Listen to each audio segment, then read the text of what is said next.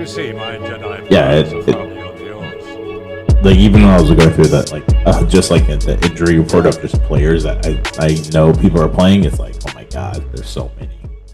There's still so many, and then like I put like one in there just to like the Jalen Carter one is like significant because the run defense is like if you have Omarion, you're definitely going to play him now because Jalen He's Carter, half of the run defense. yeah, so that helps. But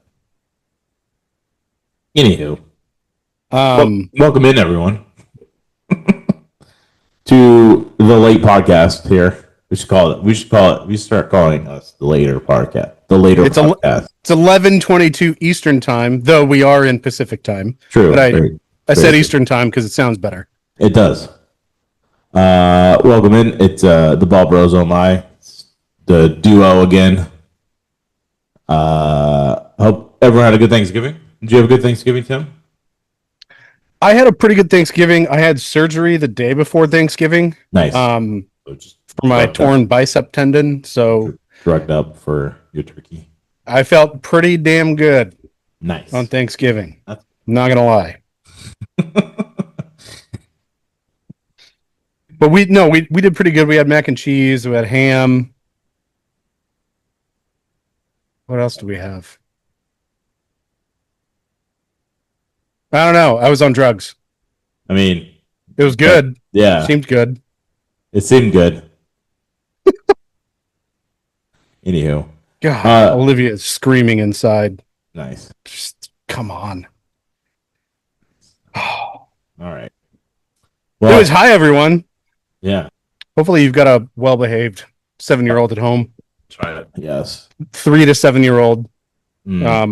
It's unlikely that you've got a well-behaved one, but there's a few out there.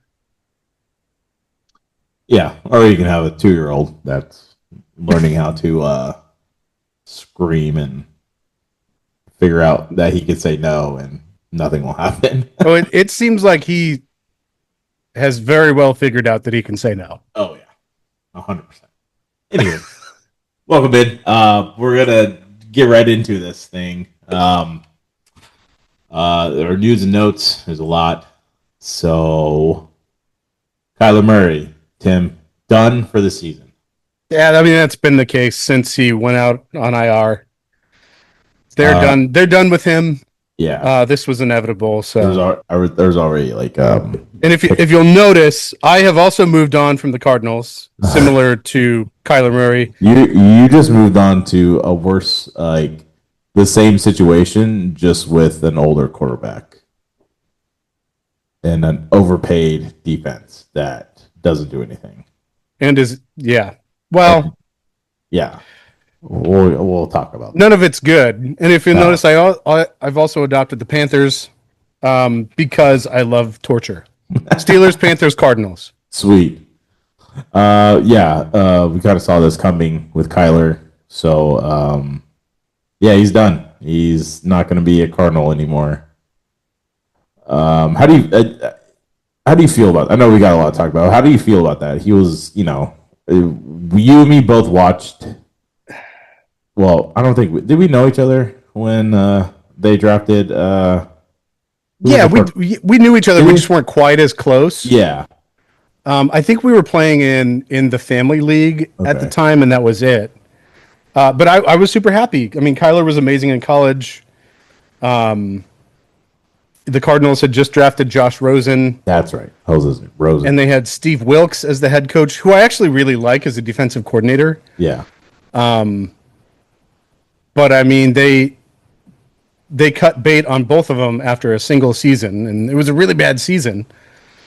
But they won more games than the Cardinals have won this season. I was just so surprised they just cut ties with him, and like with Josh Rosen and that head coach, because it was like, well, you just wasted 2 first-round picks on two quarterbacks. You got the head coach you wanted, but yeah. It was just a very interesting situation. So,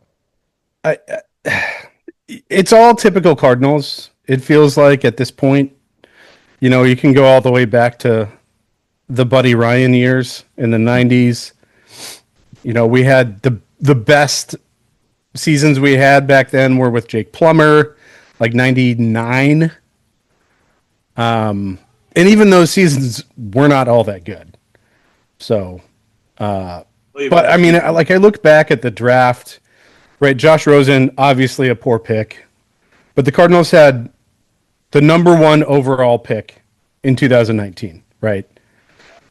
So Kyler goes number 1. Who goes 2 and 3 without looking, Josh? Is it quarterbacks, Nope. receivers, Nope. offensive line? Nope. Good. I don't Um, remember. you're a little low on volume right now. Just What let was you the know. draft class? 2019. So number 2 overall, Nick Bosa, still absolutely fantastic. Quinnen Williams, absolutely killing it in Dallas this year after being traded from another poverty franchise. But this year, 2019's Daniel Jones, is Josh Allen. Let's see who else is in here. Dexter Lawrence is in here. Jeffrey Simmons is in here. You said Josh Allen. Noah Fant at 20th overall. That's a pretty rough pick. Josh Jacobs was in this class. Gross. So there's a lot of Yeah. Well, I mean, even like we're kind of talking, but like even in that, there's only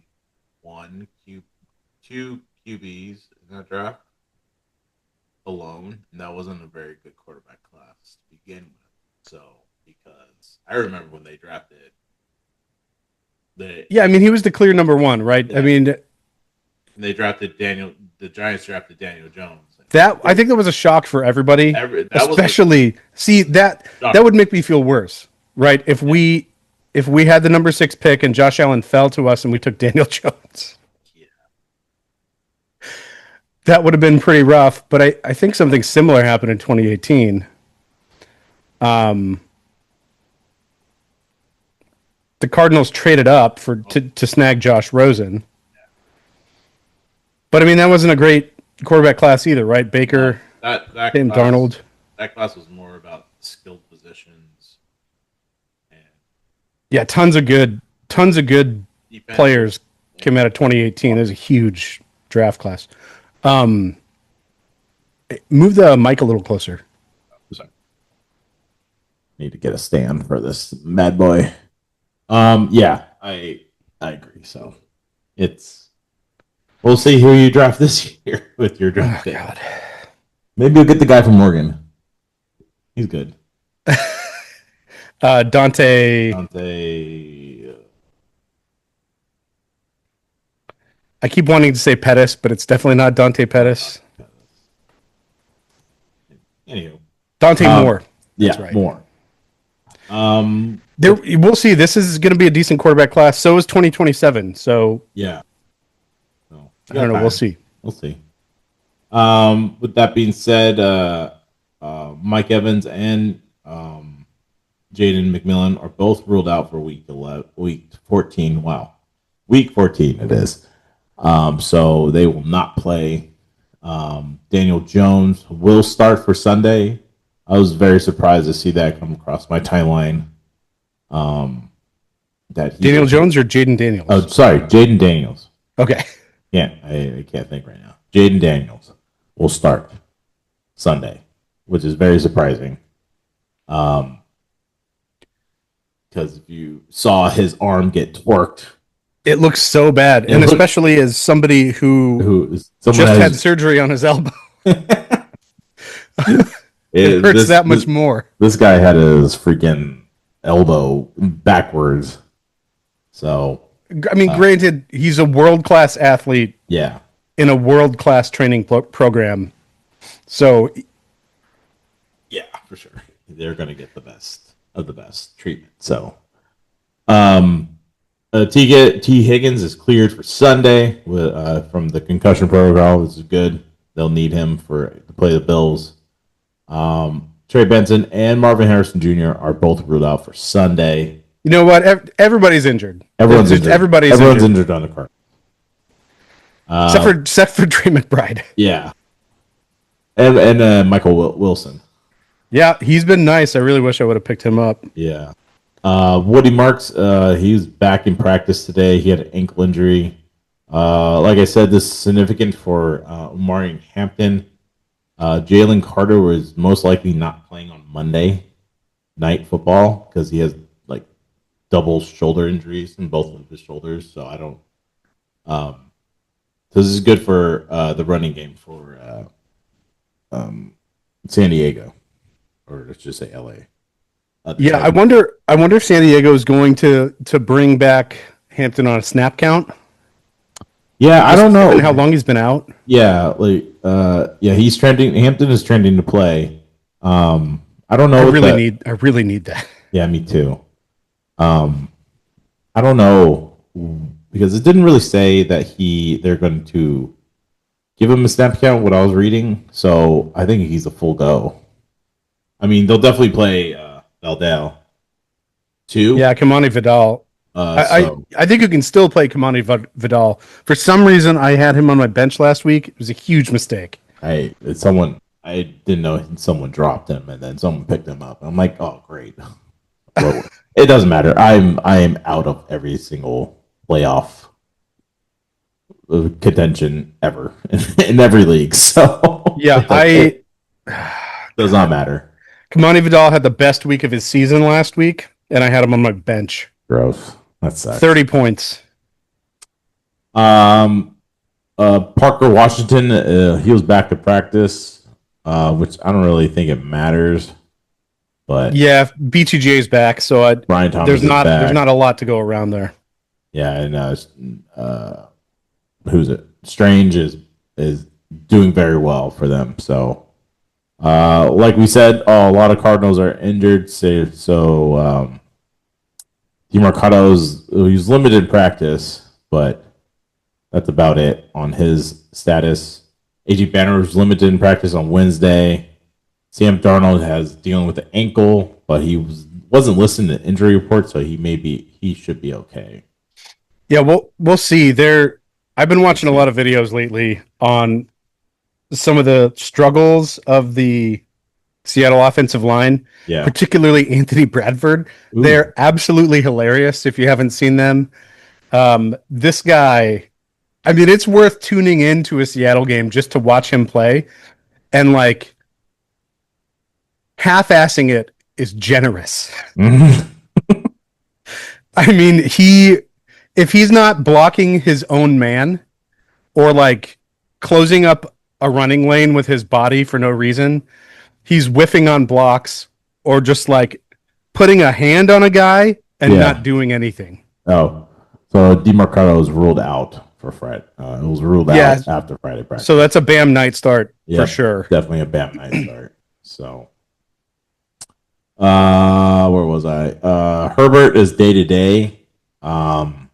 Had surgery. Yeah, he had surgery. I really seems like he's going to play. It sounds like he's playing, but I wouldn't play him. Just give Trey Lance a try. Well, okay, so we can get into this a little bit later, but I've got a decision to make on Justin Herbert. Or we'll talk, or we'll get into it a little bit later. Someone gross, I bet. Gino was limited Wednesday with a foot injury. I mean, it doesn't matter.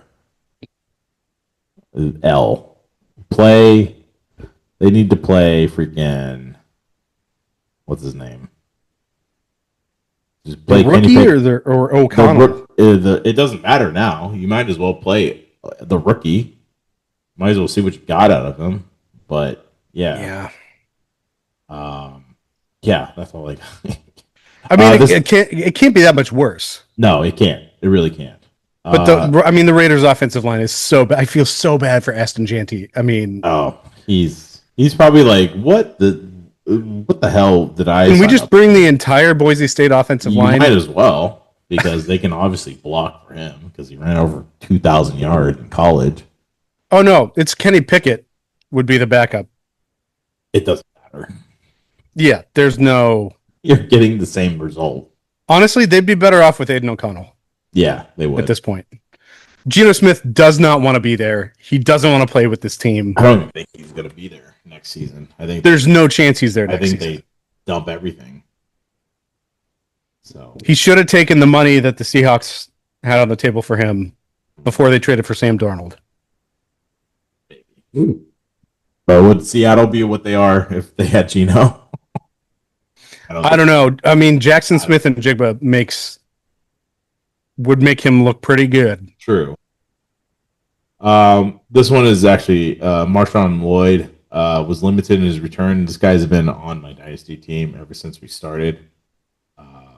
He was very good coming out of college. He's on the Packers. He's just been sitting there injured for like His entire career. yeah. So it's good that he's back in practice.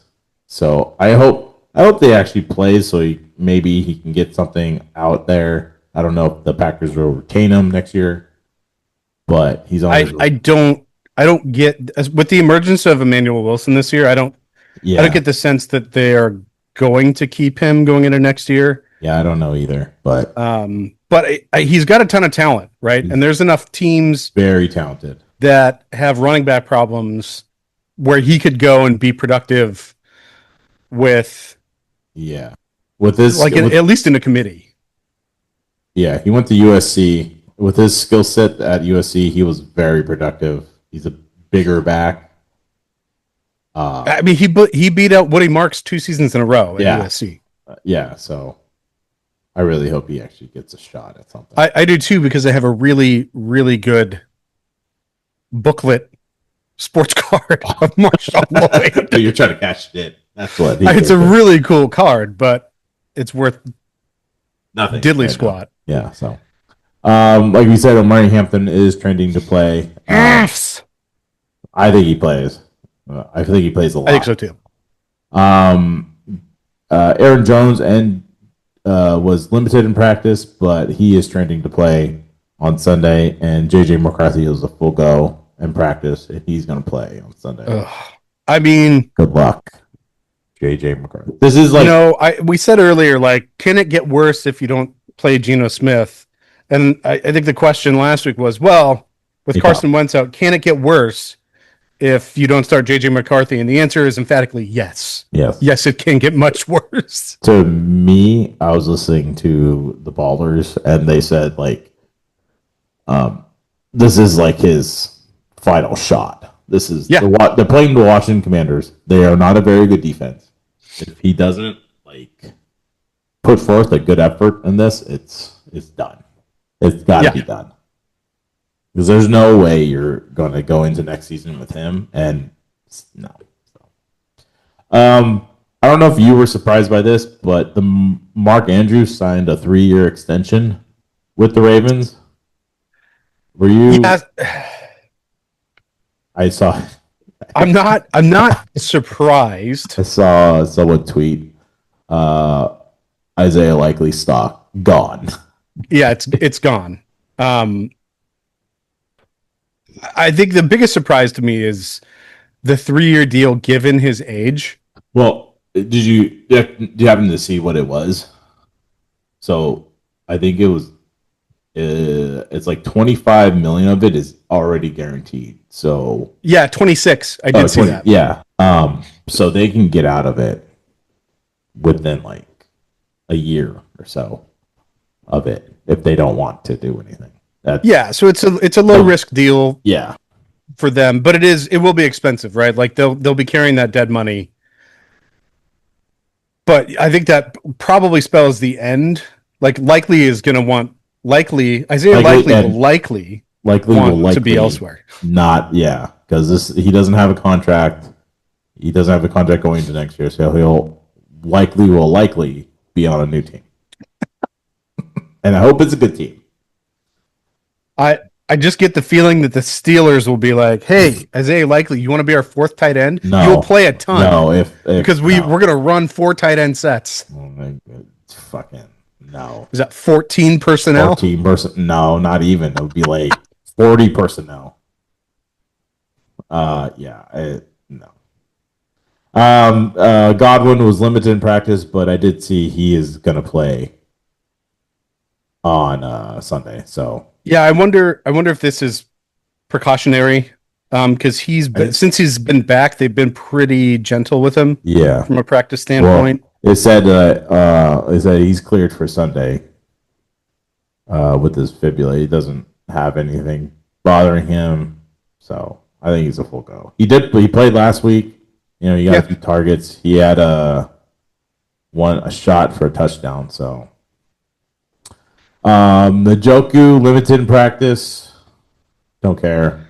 Yeah, don't touch that offense. Besides Quinshawn. Yeah, Jalen Reed was limited in practice, but they're still holding him for who knows what, the playoff push, hopefully for them. But they need him. They need him badly. I watched some videos they were on Jordan Love, but the big thing I noticed is none of those other receivers for Green Bay get any separation at all. No. Jaden Reed's the only guy that gets that. And the only other guy that gets separation is Romeo Doubs within 2 yards of the line of scrimmage. Well, because he has such a big helmet to throw at. Totally. They're just like distracted swinging by the that helmet. thing Yeah, they're around. distracted by the helmet. That so But that's why he gets all those red zone targets. Yeah, that too. So and then Dotavian Wicks was dealing with the ankle, was limited too, but he looks like he was cleared for practice to play. So did you have anything else? Well, I think that was all the freaking everyone else is up. Yeah, It's probably not all the injuries, but no, it's that's enough. the most important ones that I thought were important to talking about. But, yeah, they're the relevant ones for fantasy at least. Yeah. Let's do a quick recap of Thursday night's game since we were going to record yesterday, but Tim has Life happens. Life happens. So it was a good game. The Lions won 44-30. What everyone thought was going to be a shootout didn't really become a shootout until the second half. Your camera's off, bro. Oh, hold on. Let me figure that out. That's all right. Can you still hear me? Yeah, I can still hear you. Okay. We'll do the Cowboys. Dak had 20 points. Let's see. Williams. I'm losing my spot here. Javonte Williams. There it is. Javonte had 13 points. 17 carries for 67 yards and a touchdown. So you're not mad at that, but running against that Bears defense was very good for him. And then the surprising one, CeeDee Lamb, he left that game with a concussion. He got you almost like 20 points. A bunch of yards in some leagues. So you're very happy about that. It would be nice if you got a touchdown, but you're still happy that he got you. Yeah, in our league, he almost got like 20 points. 6 for 8 for 121 yards. And then this guy just comes out of nowhere. Ryan Flournoy. Flournoy. Best game of his career. Yeah. 13 targets, 9 catches, 115 and a touchdown. A 40-plus yard touchdown. Someone tweeted out they're going to sign this guy and let go of George Pickens because of this game.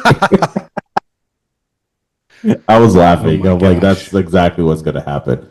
The disappointer was obviously George Pickens, 5 for 9, 37 yards, no touchdowns. Did you hear what Richard Sherman said to him? No. After the game, he ripped into him, dude. Pickens? He ripped into Pickens. And it was hilarious because someone someone else was watching and then tweeted out, yeah, because that's the Steelers Pickens for you right there. The guy that just gives up.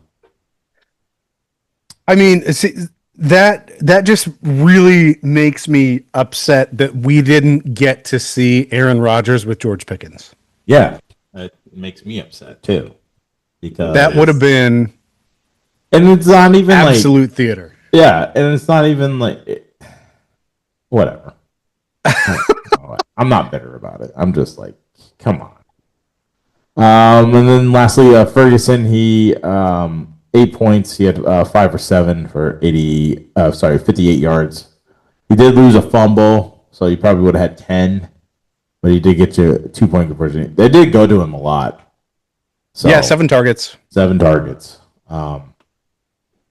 On the other side, just a note on Ryan Flournoy, right? Like it's really easy in fantasy to get in this trap of, oh man, he had a huge game, right? Like he's gonna be the game plan next week if CeeDee Lamb is still out. Yeah, but this late in the season, do not chase those guys. No, don't chase those guys. You're gonna be wrong. Especially that Ryan guy you were talking about. Yeah, don't chase that. That's. I mean, he had a big game. He was a hot waiver wire ad in week 6. Yeah, but after that, he totaled what 19 points in the 7 games after that. Yeah, so don't chase it. Yeah. On Detroit side, Jared Goff, 19 points. He had a lot of. He was getting pressured a lot. Didn't throw a touchdown in this game, but not what you're looking for, especially going against the Dallas defense. You're hoping maybe a little bit more, but what are you gonna do? He had 1 touchdown there. But the man, Jahmyr Gibbs. Good Lord. 35 points, 12 carries, not a lot of rushing yards, 43. 3 touchdowns, though. When I get into like the 10 and it's a run, and he just makes it look so easy. It's like the 3 rushing touchdowns, they weren't like tough touchdowns. I think the last one, he just like walked in the end zone. It was just ridiculous. Yeah, this is his 4th game above 35 points this season. Yeah. The other 3 of those have been above 40 points, with one of those being above 60 points. Like if he's not, he's got to be a candidate for first overall pick next year. Well, and that was another thing I was going to bring up. I was reading something and it said, someone posted, who's gonna be the first pick? And everyone was like, it's going to be Jahmyr Gibbs. It has to be. Is that, or is it JSN?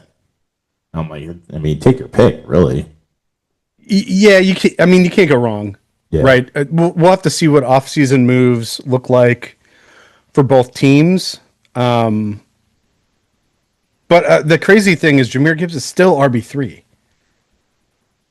Yeah, he's only RB3 on the season. He's only RB3 because he's only had 2 games under 10 points and 2 games that he's only had 10 points. So there's something that after the bye, I mean,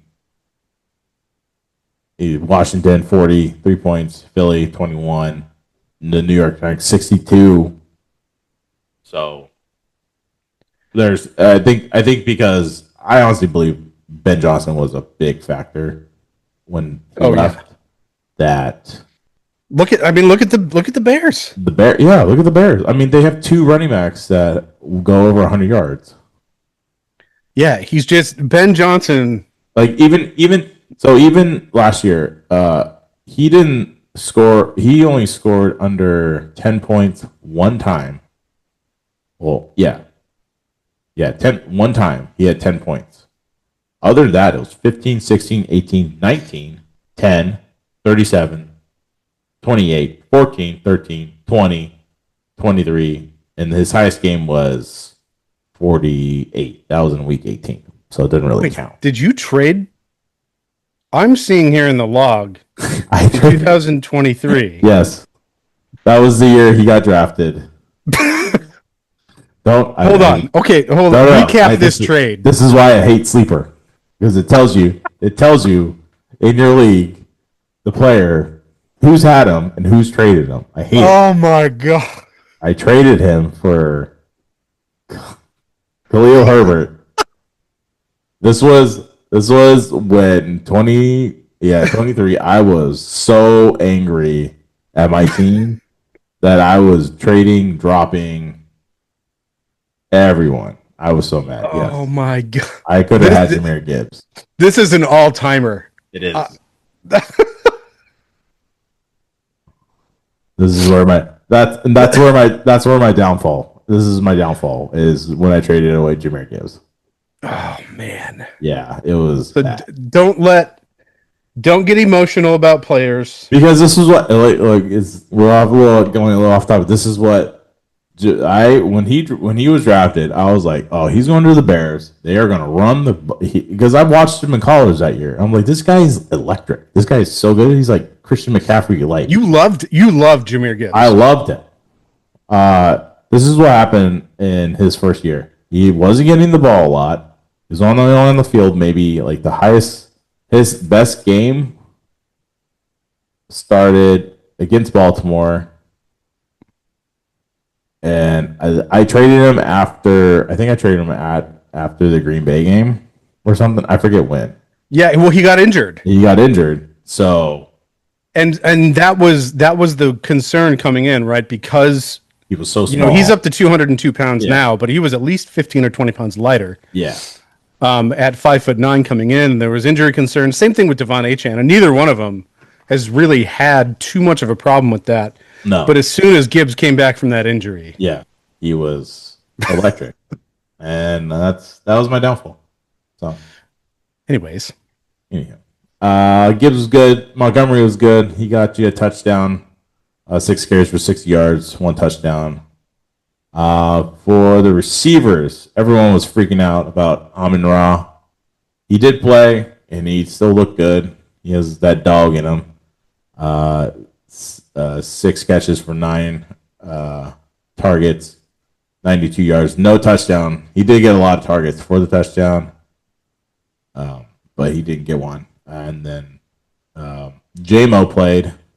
He did really well.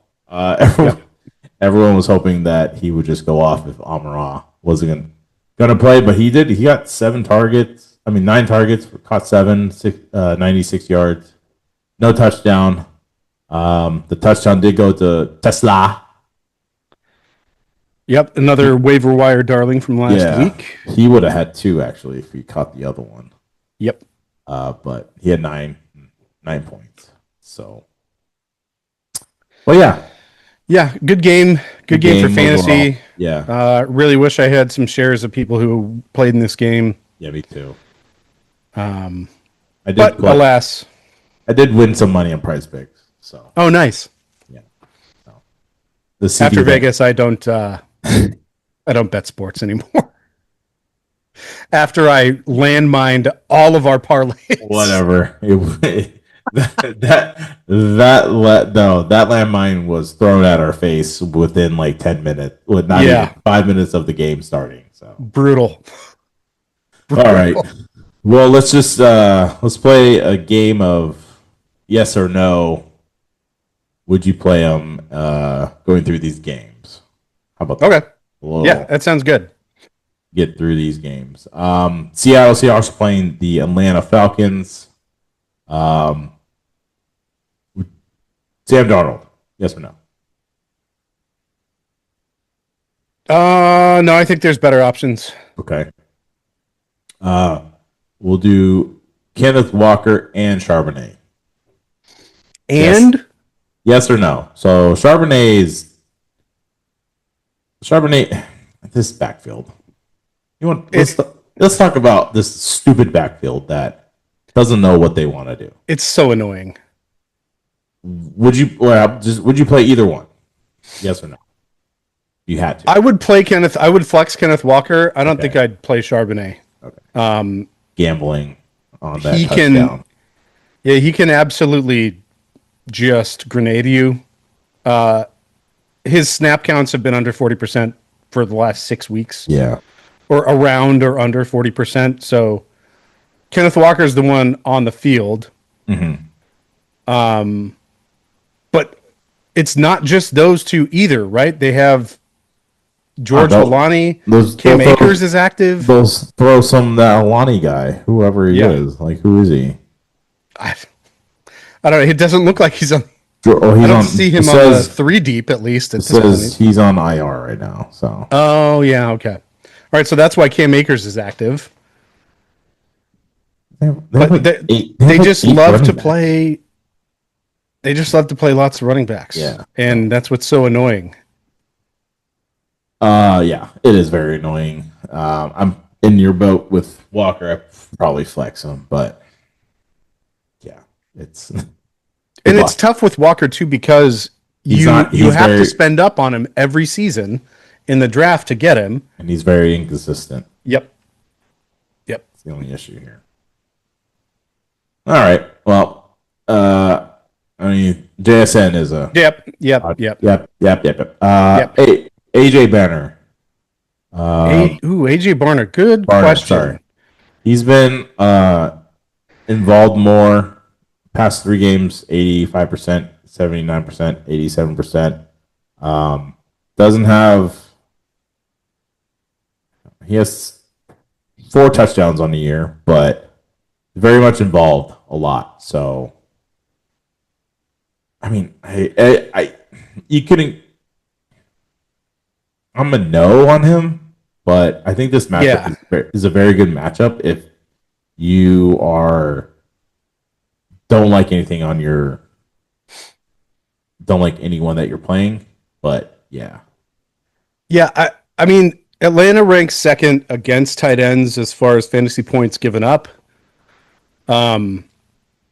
They're 4 weeks they've given up less than 2 points to the tight end position. But they have been more porous on that front lately. Yeah. You know, Jawan Johnson, Jatavian Sanders, Tyler Warren, obviously is really good. Yeah.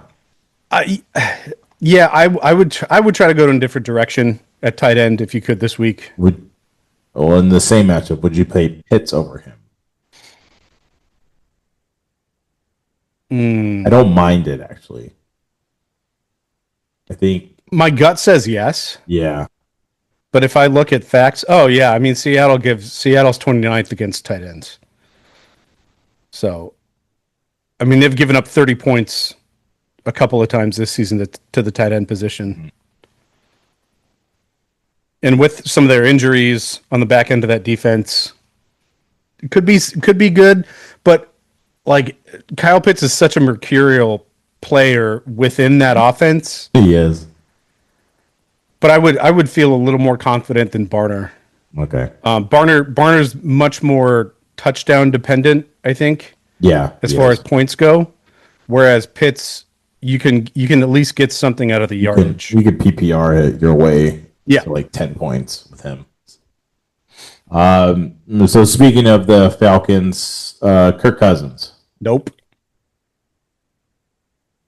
Bijan. Yes. Yeah. Oh yeah, he had a good game. Yeah, Bijan had a nice game. Tyler Algier. This guy is the vulture of all vultures. I mean, he's on the Zach Charbonnet level of touchdown vulturing. He is. He had a touchdown last week.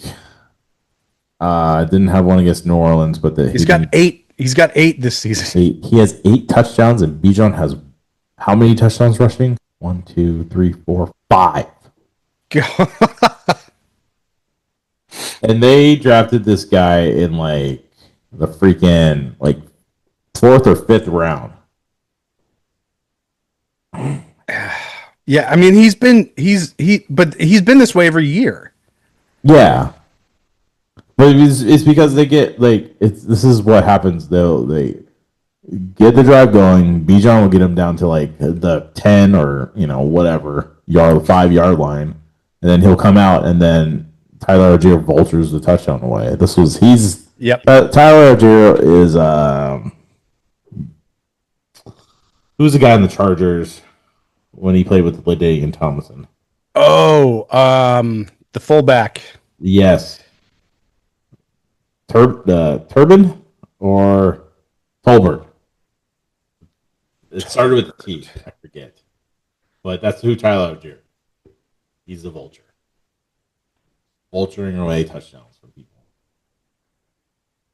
While Tim's looking up this vulture. I gotta know. I wouldn't play Lorenzo Neal.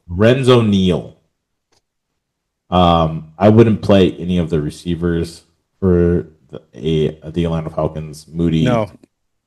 Drake London's out. I wouldn't. And is out too. So. Yeah, I wouldn't try. Going back to Algier, I do think he's flexible if you have a need. If you do have a need, yes. I mean, he's a better option. Again, with 8 touchdowns this year, you've got a decent percentage chance, that he's going to get goal line carries For sure.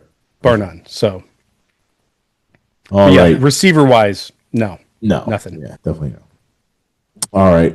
Let's move on to our team, Tim. The Pittsburgh Steelers are playing this. The 6-6 Pittsburgh Steelers are playing the 6-6 Baltimore Ravens. This is for the division, Tim. This is going to be a rough game. Oh, dude! It's going to be a battle. I need to look up the over/under. It's got to be low, 38.5. Yeah, it's got to be. It's got to be. Oh, anyways, let's say let's do the Ravens first. Lamar, okay. I'm a no. He's been garbage the last 3 weeks. This guy, if I could blame one guy in our 2 quarterback league, I blame this guy for not being Lamar, and then 2 coming back, being Lamar once, and then not being Lamar at all. He's had 4 good games. 4 good games out of the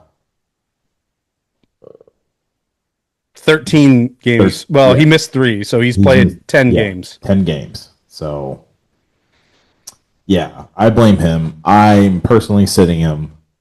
I understand that people need him to play, but I would not play him in this game, and I wouldn't play him until he has maybe week. I don't even know if you want to play him against Cincinnati because he played so poorly against Cincinnati. He had five points last week against Cincinnati. So I don't know. I wouldn't play him. Also, the Steelers allow a lot of points to they allow a lot of points to a lot of positions. But yes, I mean the matchup could be good there. Yeah. But this has the makings of a defensive battle, and it does. This game will Derrick be Henry season. This game will be very defensive heavy battle. It's just the over under of this game is 43.5. That's a lot. I would smash the under on that. I would smash the under too, and I would take Pittsburgh plus 5. Wow. They're plus 5? Yes. Plus 5.5. Oh, man. I would actually take that. Jeez. Derrick Henry, I play him. Yep. In this. Steelers don't like to stop the run at all. They don't like to stop much of anything. That overpaid defense can't stop a nosebleed. So the receivers for Baltimore, Flowers, yes, no. I have not been a fan of Flowers. I'm a no. I feel like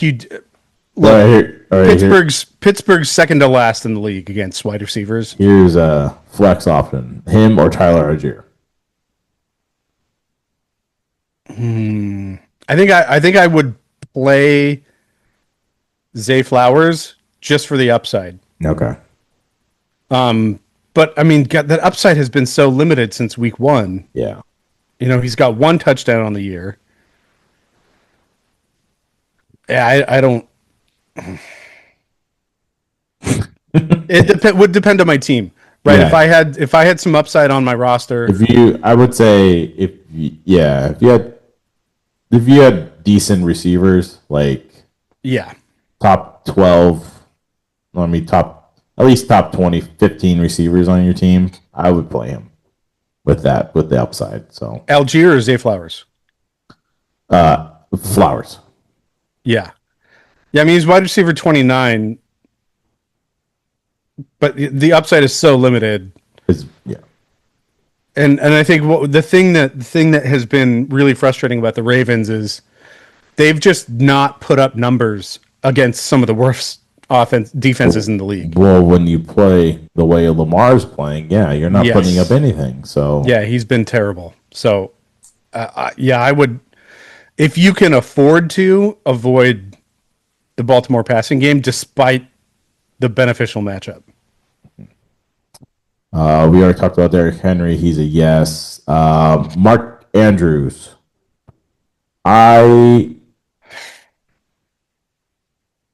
Despite the new contract, he's highly touchdown dependent. He is very touchdown dependent. Yes. He doesn't offer a ton of upside. No.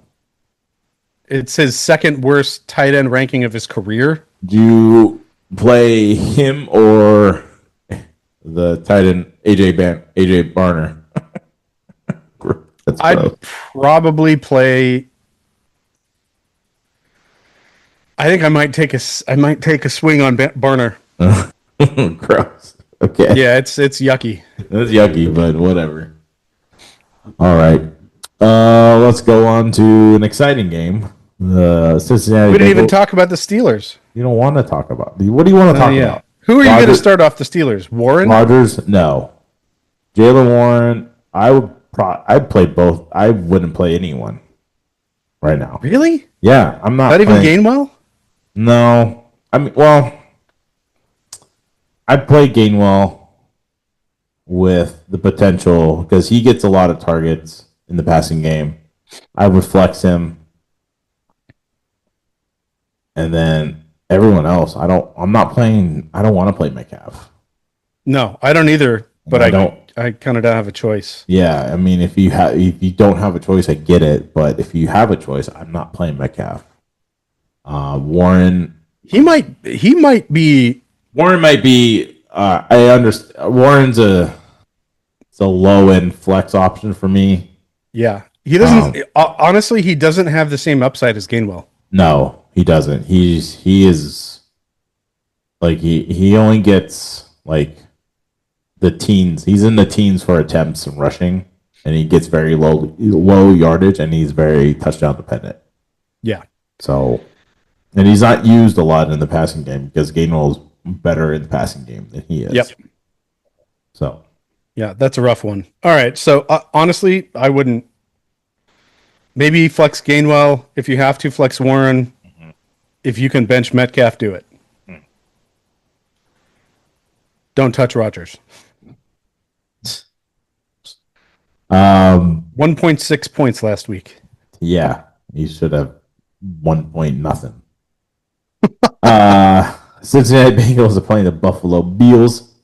I like this game. I like a lot of people. Yes. Almost everyone in this game. Yep. Burrow, yes.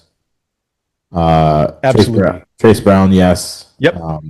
Buffalo. It's been nice. Buffalo just doesn't like to stop the run too, for some reason.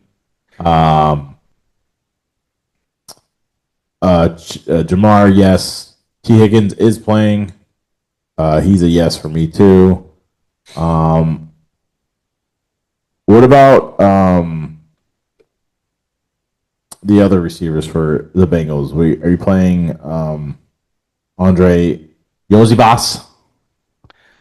I actually think you could flex him. Okay. He's kind of a low end flex option. So like if you think about it, right? Would you flex Yosivas or Tyler Algier? Probably do Yoshivas with the upside with Yeah. Burrow because most likely this is going to be a high scoring game. Oh, yeah. Over under is 53.5. Yeah. So points are going to be scored in this game. I think it's the highest over under so far. Yeah, it is. Yeah, I'd probably play Yoshivas over Algier in a flex. Yeah. Yeah, me too. For the Beals, Josh Allen, yes. Yep. James Cook, Cook, yes. James Cook has been. He's only in the running back 6, but he feels like he's been playing way better than that. Especially, he's only getting three targets a game, but he's making those targets count.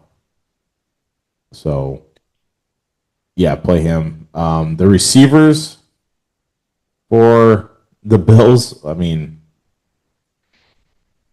well, would you play Shakir in a flex over the guys we've been talking about? I think he has a better. The odds are a little better. Here's the funky thing, though. 1 point last week. Oh my god! 1 point last week against the bad defense. 0.2 points against Tampa Bay, medium defense. 9.3 points against Miami, not a great defense. But against good defenses, Carolina and Houston, 17 points and 21 points. Yeah, that's weird. So with good defenses, he seems to get the ball. He's more productive. He is. So it's just a really weird thing. And Cincinnati's a bad defense. So with that trend, I'm probably going to not start Shakir this week. And I'm probably going to be wrong.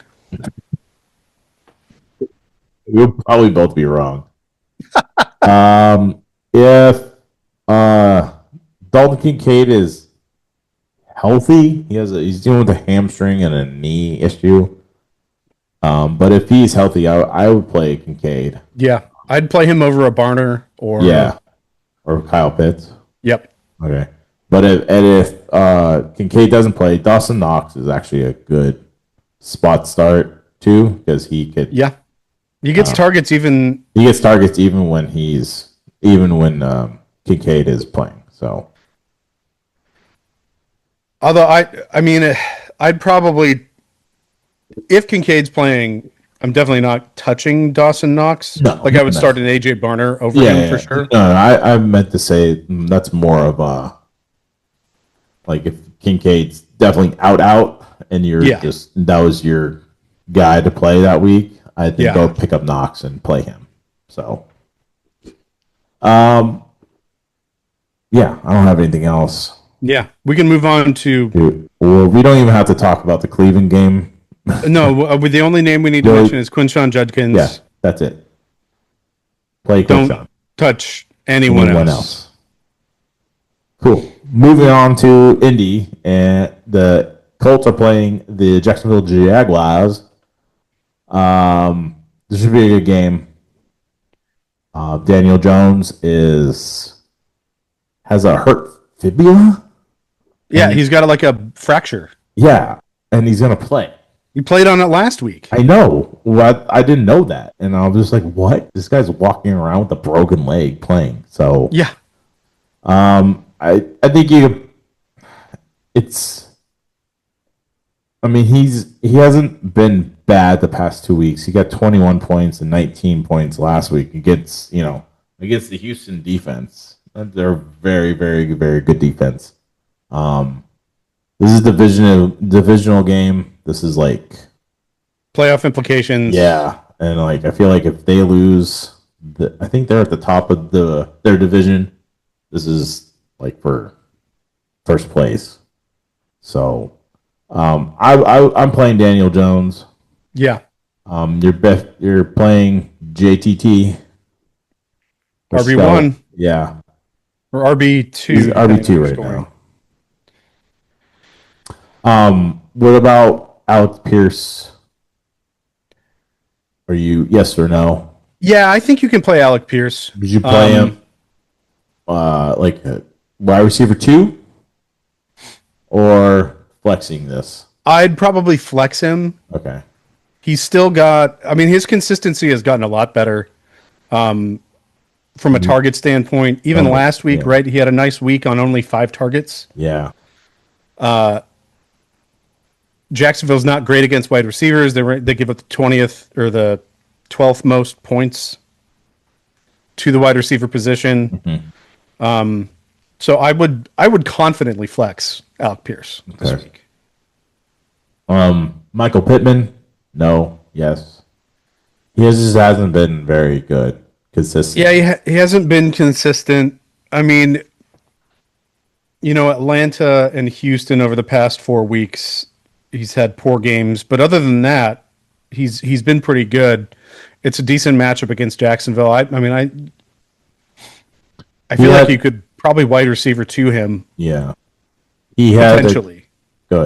He had a stretch there. He was very good between week 7 to week 9. But after that, he was 2 points by, and then he had 11 points against Kansas City, and then 1.8 against Houston. So I think this is a good matchup. Yeah, I think you could definitely, like you said, wide receiver 2. So and never fear thinking through the potential outcomes. Right, Daniel Jones takes a hit on the leg, leaves the game. Anthony Richardson is on IR, so you don't have to worry about that. So it would be Riley Leonard, the rookie. Let's go. Riley, Notre Dame. I'd love to see Riley Leonard. Yeah, what he could do. He did play. He did play once against the Tennessee Titans. 11 snaps, 2 attempts though, nothing. Yeah. Ran for 1 yard. Potential, that's my only concern. Yep. Tyler Warren, Thor himself.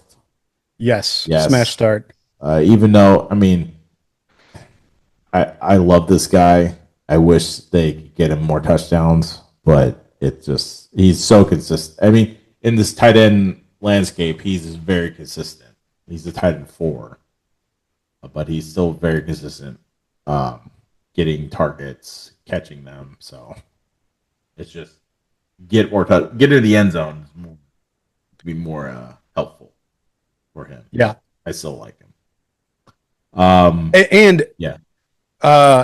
Indianapolis ranks 30th against tight ends for fantasy points given up, so it is a solid matchup. Oh no, wait, sorry. That's the Colts defense. He's on the Colts. Yes, never mind. He's on the Colts. But I still play him. Like it doesn't. Oh yeah, definitely. You're definitely playing Tyler Warren. It really doesn't matter. Jacksonville, Trevor Lawrence. I'd play him. I think it's a decent matchup. The Colts have given up 32 points to Justin Herbert, 25 points to Jacoby Brissett. They've been a little better recently against Kirk Cousins, but 21 points to Patrick Mahomes. I think there's potential here for, especially with the magnitude of this game. Not that Trevor Lawrence is known for stepping up, but he's been pretty good over the past 3 weeks, decently productive, and has been pretty consistent on touchdowns. So yeah. I'm probably starting him this week. Trevor Lawrence is quarterback 12 on the season right now. He's had decent matchups. He's not scoring 30 or more points. He did like a good 20, 25 points. Yeah, he's in that like streaming consistently acceptable range. Yeah, he's definitely a streaming option for me. Yeah. I'm streaming quarterbacks in a couple of leagues. So okay. ETN is a yes. He had he didn't have a great game against the Tennessee Titans just because they were just up on them so much that it didn't matter. So I'm gonna throw that game away, really. So Yeah, and he's been consistent since, after the bye week. Really nice carry numbers, pretty good yards per carry, except for last week. Yeah. So, yeah, definitely a nice start there. The receivers, Jacoby has stepped up on this team since he's been traded. He was 6 for 6 and 90 yards in the touchdown last week. So I definitely play him this week. Sauce Gardner is out.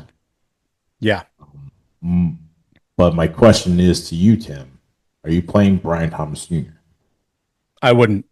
No? No, he hasn't shown. I don't know that he's healthy. He's healthy. They say he's healthy, but I don't know if he's 100%, Sure, right, very of true.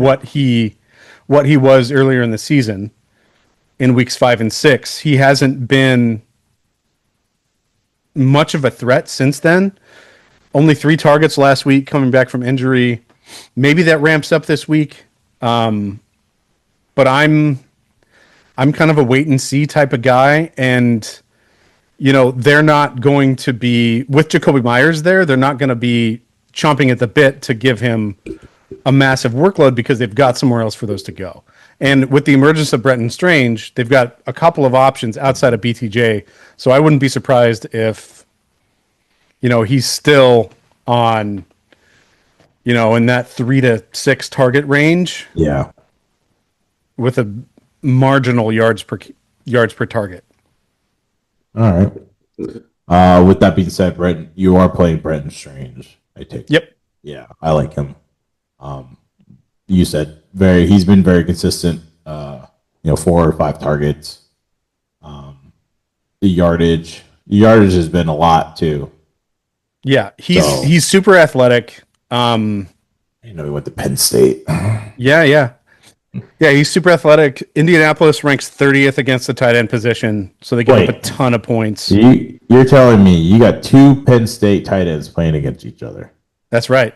You're telling me Brenton Strange was the backup? Tyler Warren was Brenton Strange's backup.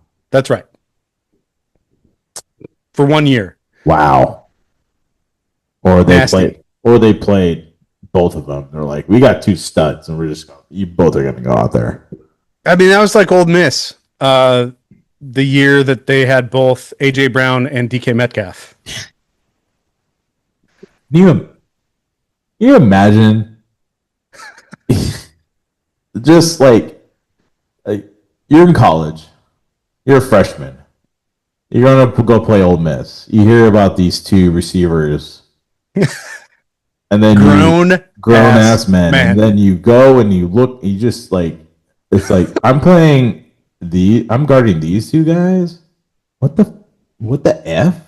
Yeah. Like what am I supposed to do? And it's just these are defensive ends that are playing the wide receiver position. Yeah, it blows my mind the amount of talent has come out of just like college. Like, sorry, we're getting off topic, but like the LSU team that Joe Burrow was on. Yeah, his receiving core was Justin Jefferson, Jamar Chase, Brian Thomas Jr. was on that team. Yeah. And it just blows my mind. It's crazy. But and then the running back, who's the running back that year? I don't think it was he was on the Chiefs. Oh, Clyde Edwards-Helaire. Yeah. That was him. Yep. But he didn't. The only guy that didn't do anything on that team. Yeah. All right. The Washington Commanders are playing the Minnesota Vikings. Which team do you want to talk about first, Tim? Because neither. Neither. Okay. Well, we just move on. No. I'm not. So let's just do yes or no. McCarthy. Playing JJ McCarthy. I mean, no. No. Okay. He's been absolutely horrible. Poo-poo. The guy had... Oh, my God. This guy has ended 2 games with negative points. Wow. As a second-year starter. Technically his first-year starter. Yes, technically. Poo-poo But garbage. it's so bad. I mean, He's just not. I don't. Yeah, I'm he's not got playing 10 him. INTs and 6 touchdowns. Jesus. Here's my problem. I have Justin Herbert in Dynasty. Mm-hmm. My 2 backups are JJ McCarthy and Deshaun Watson, who's probably not going to play this week, but might get activated. He was spotted at practice,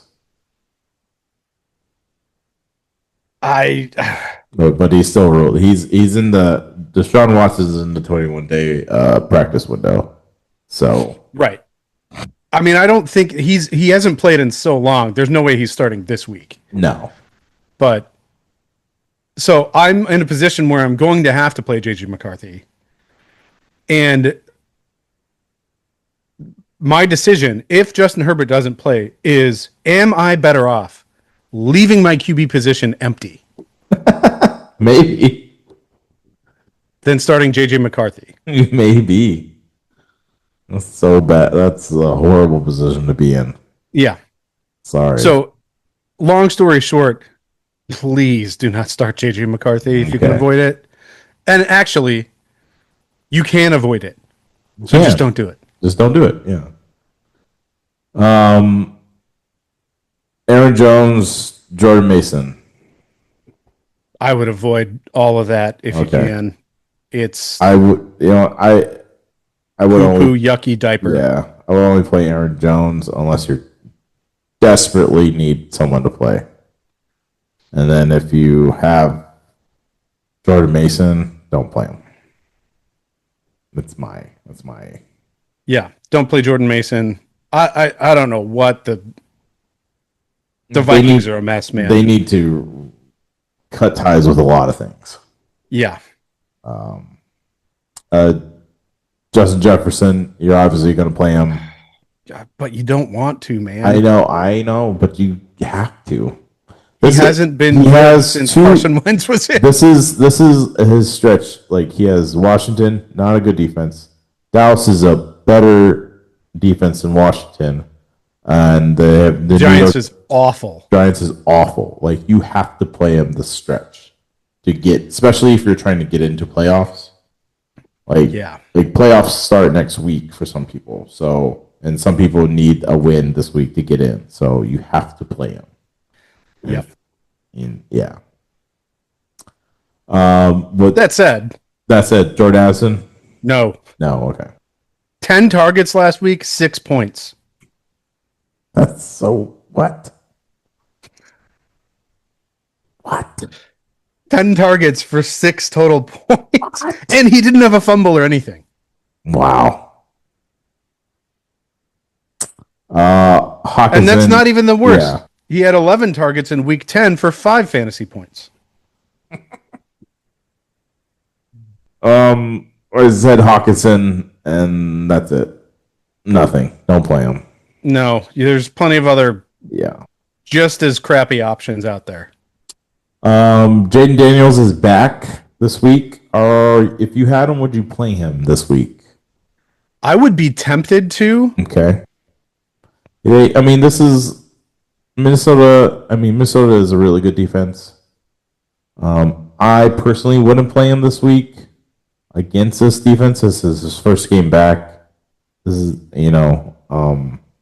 they're just, the Vikings are very like a top tier defense when it comes to. They're a really good pass defense. Yeah, so they give up. They only gave up 3 points to Sam Darnold last week. Yeah, 7.6 to Jordan Love the week before, and they made JSN irrelevant in that game, and they still won that game. Yeah. So honestly, I would avoid the entire passing game.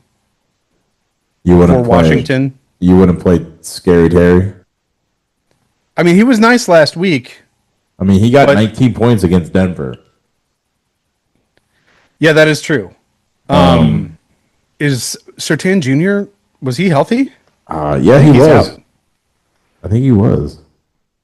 Or you may. I think he. I don't want to. I think he left that game. but I don't want to. I don't think I saw him leave, but granted, I think he was active last week. He returned last week. Granted, I didn't watch that full game, so yeah, maybe. I would flex him.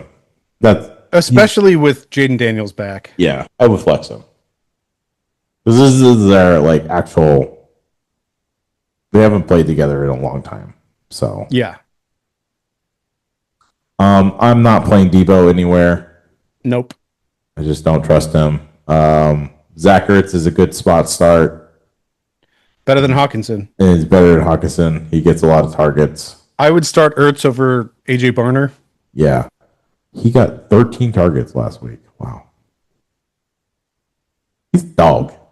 Yeah, he gets a lot of targets. He's Still. Yeah. 35, still kicking it. Good for you. Yep.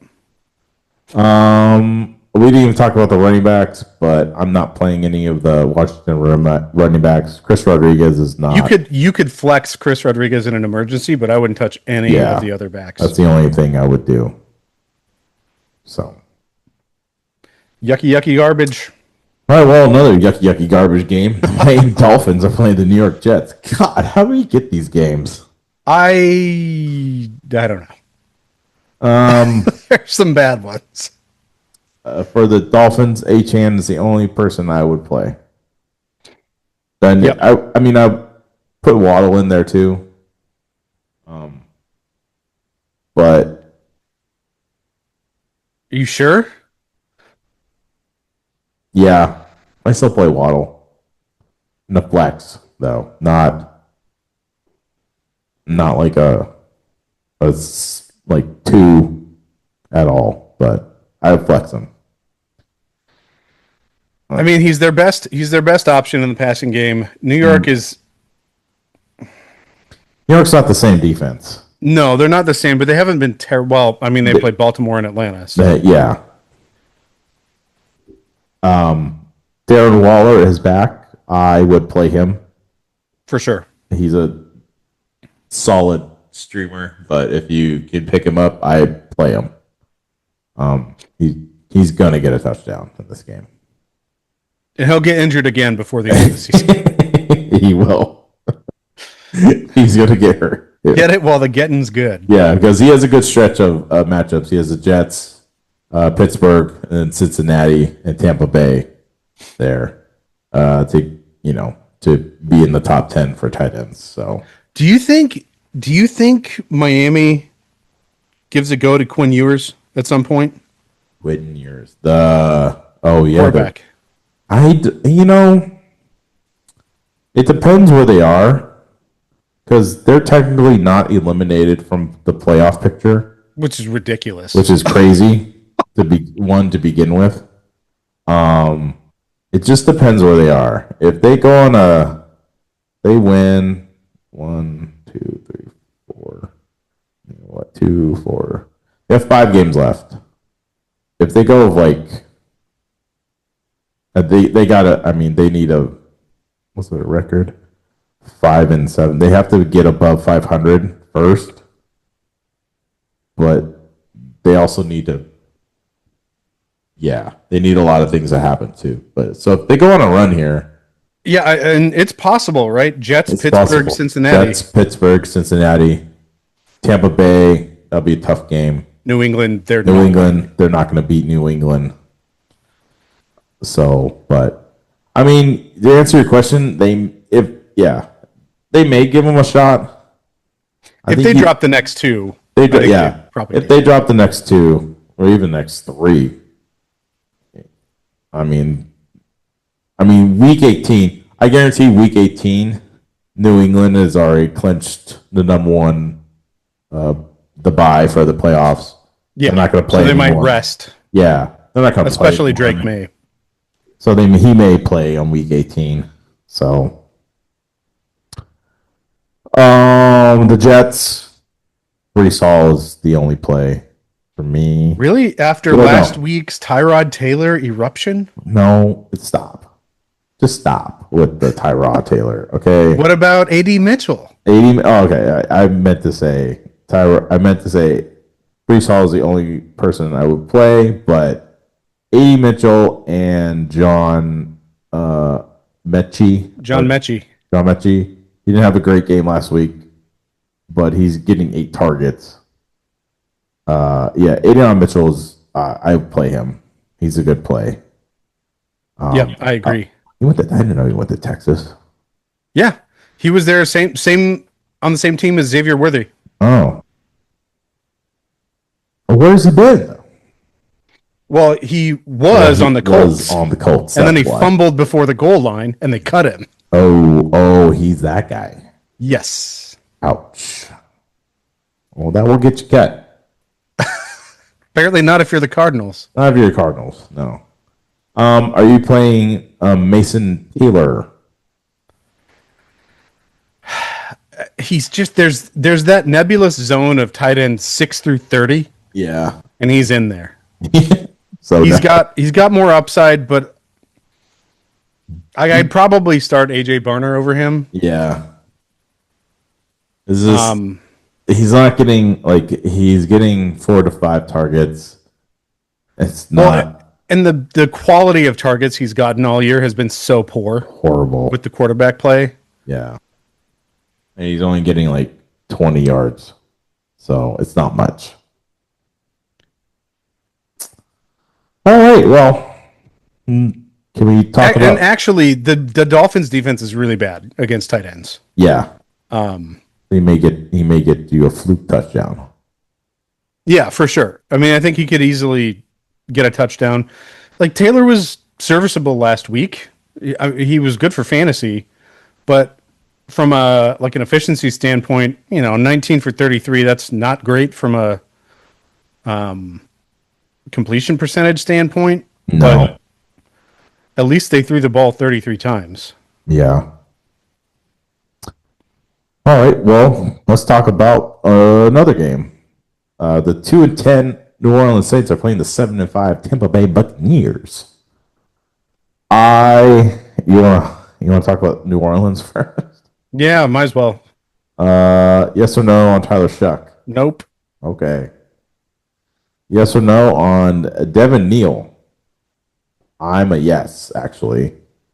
Tampa Bay has not been great against the run. Lately, they've played last week. Arizona, they gave up a touchdown against Bam. Oh, yeah. The Rams, obviously the Rams are good. They're bad. I mean, they played well against the Rams. Yeah. They got beaten so bad in that game. And then, the New England game is what really sticks out for me. In Buffalo, they could not stop the run. So I think I'm playing him in our Dynasty League because I have nothing. Because you have to. And I have to, and plus I have nothing to lose because I'm already out of playoffs, so I'm just going to play guys that I drafted. So I'm going to play him this week and see what you got because he has a good stretch here. Tampa Bay, the Panthers, the Jets, and the Tennessee Titans, and the Falcons. So see what you got out of him. Yeah, he could get real hot through the end of the season. So, yeah, I mean, if you're out of the playoffs and you've got him on your roster or you don't, go pick him up and have some fun for the rest of your season. If you're in a Dynasty League and he's out there, I go pick him up. This is actually a great time to go looking for guys, especially towards weeks 16 through 18. There's going to be some rookies that are going to be playing, and we're like, oh, who's this guy? Yeah, that's a great tip. Perfect time of the year, right? You've got the top half of your league is focused on playoffs in Dynasty. Be the person that gets ahead of the 8 ball and starts looking ahead to next season and saying, okay, look, Devin Neal's a great case, right?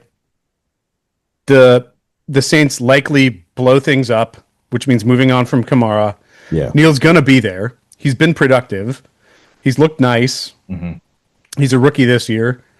Go and pick him up. Another guy, right? Who knows if Javonte comes back for Dallas? Malik Davis has looked pretty good. Yeah, better than Jadon Blue. Yeah. Jaden Blue was the hot pickup earlier in the year. Go snag Malik Davis, right? Look for those potential diamonds in the rough. You're going to have roster spots. Start dumping those guys that, you don't need to keep going into next season. There's plenty of those guys. Adam Thielen, right, of now the Pittsburgh Steelers, retiring after this year, right? Where does that create a void? Well, the Steelers, there's nobody to fill into the void. There's always a void in the Steelers. They have many voids this year. Many voids. Let's call them the ghosts of Christmas past of the Steelers. Jesus. And present. Chris Olave. I actually like the play. Me too. He's getting the most targets on that team. And he's, wide receiver 10. Surprisingly. Wow. Yeah, they've given up. Tampa Bay is not good against receivers. No. They gave up 17 points to half a game of Marvin Harrison and a full game of Michael Wilson. Chris Olave is better than Michael Wilson. Yeah, for sure. The Rams torched him for 40 points to the wide receiver position.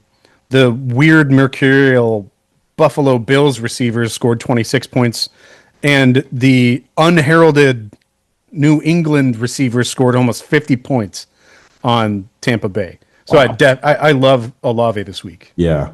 Also, the other guy, Valdi. Oh, Devon Valet. Yeah.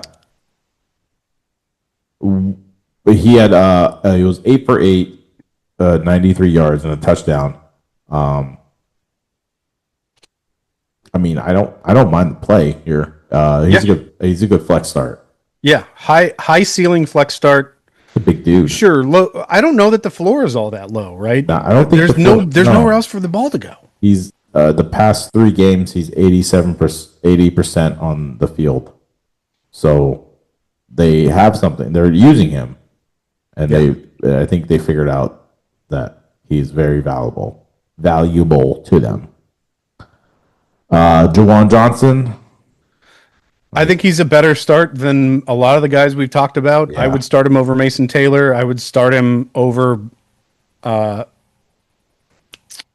Ravens. Mark Andrews. Recently paid Mark Andrews. Yeah. I think Jawan Johnson's a top 12 start. Yeah, I agreed. You could do a lot worse, and a lot of people are going to do a lot worse at the tight end position. Week. All right. The Tampa Bay Buccaneers. I like Baker. I think he's hurt, but he's not. Yeah, shoulder, but he's non-throwing shoulder. He's still going to play because he doesn't care. Oh yeah, he's the ultimate competitor. Yeah. He's definitely gonna play full practice Thursday and Friday. So he's cleared. Yeah. You are the Bucky Irvin owner. Are you playing? Absolutely. I must not be reading much about players these days because I did not know he went to Oregon. He doesn't. Bucky Irving isn't an Oregon Duck name. Okay. Right. There's like Royce Freeman and Jordan James and all these. He just does. He feels like a guy who went to Bowling Green or something, right? Really? But, I had been waiting all season for him to come back. You're playing him. You're absolutely playing Bucky Irving. I mean, his first game back, 15 points. That's not bad for coming back at all. So yeah. I mean, they took their time with him. Yeah, I think that there's a reason why they took their time with him. He's a very special player. There's a lot of juice. Whatever that, I don't know. I don't remember what his injury was, but yeah, his shoulder. So. Yeah. So yeah, definitely playing Bucky Irving. I would say he's the only running back. Yeah, would be worth starting. Don't bother if you have White or Tucker. There's no point. Yeah. Emeka Mbuka. I think you're still starting him. Oh yeah.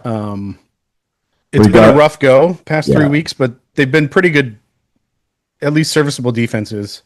I mean, he's so like the thing is he's getting the targets. He just is not.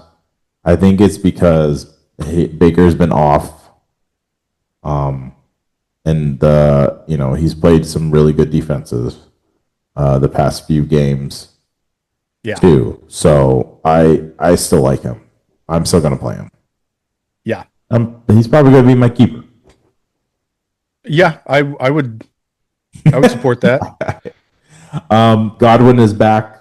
Are you playing him? I would not, just with the remaining potential injury and the Lingering. performances since he's been back.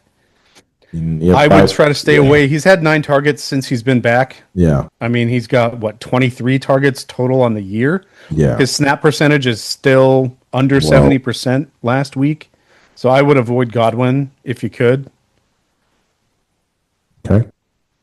And then I guess the only other one would be K Dot and another tight end. I mean, he's on the field a lot, but I think with I can't Bucky back and Godwin back. I think his role has it's going to be his targets are going to be low. Yeah. Very low. So I would find something else. Yeah. Yeah, I agree. And he's on the field a lot because he's a good blocker. Yeah, 100%. So, all right. Well, it's the afternoon games. The Denver Broncos are playing the Raiders.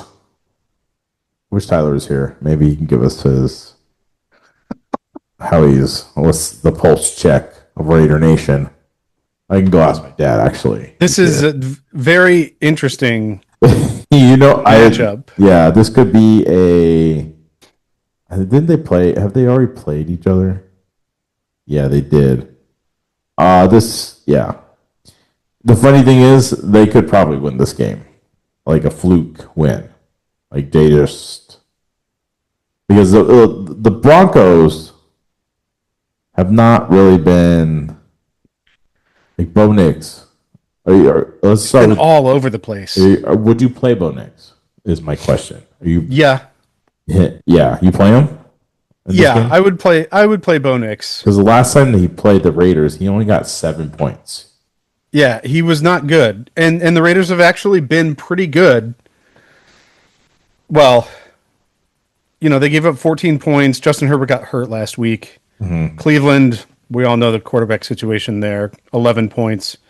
Dak scored 24 on him, and then Bo Nix before that, 7. Trevor Lawrence, 22. So they're not terrible against quarterbacks like they are against wide receivers and running backs.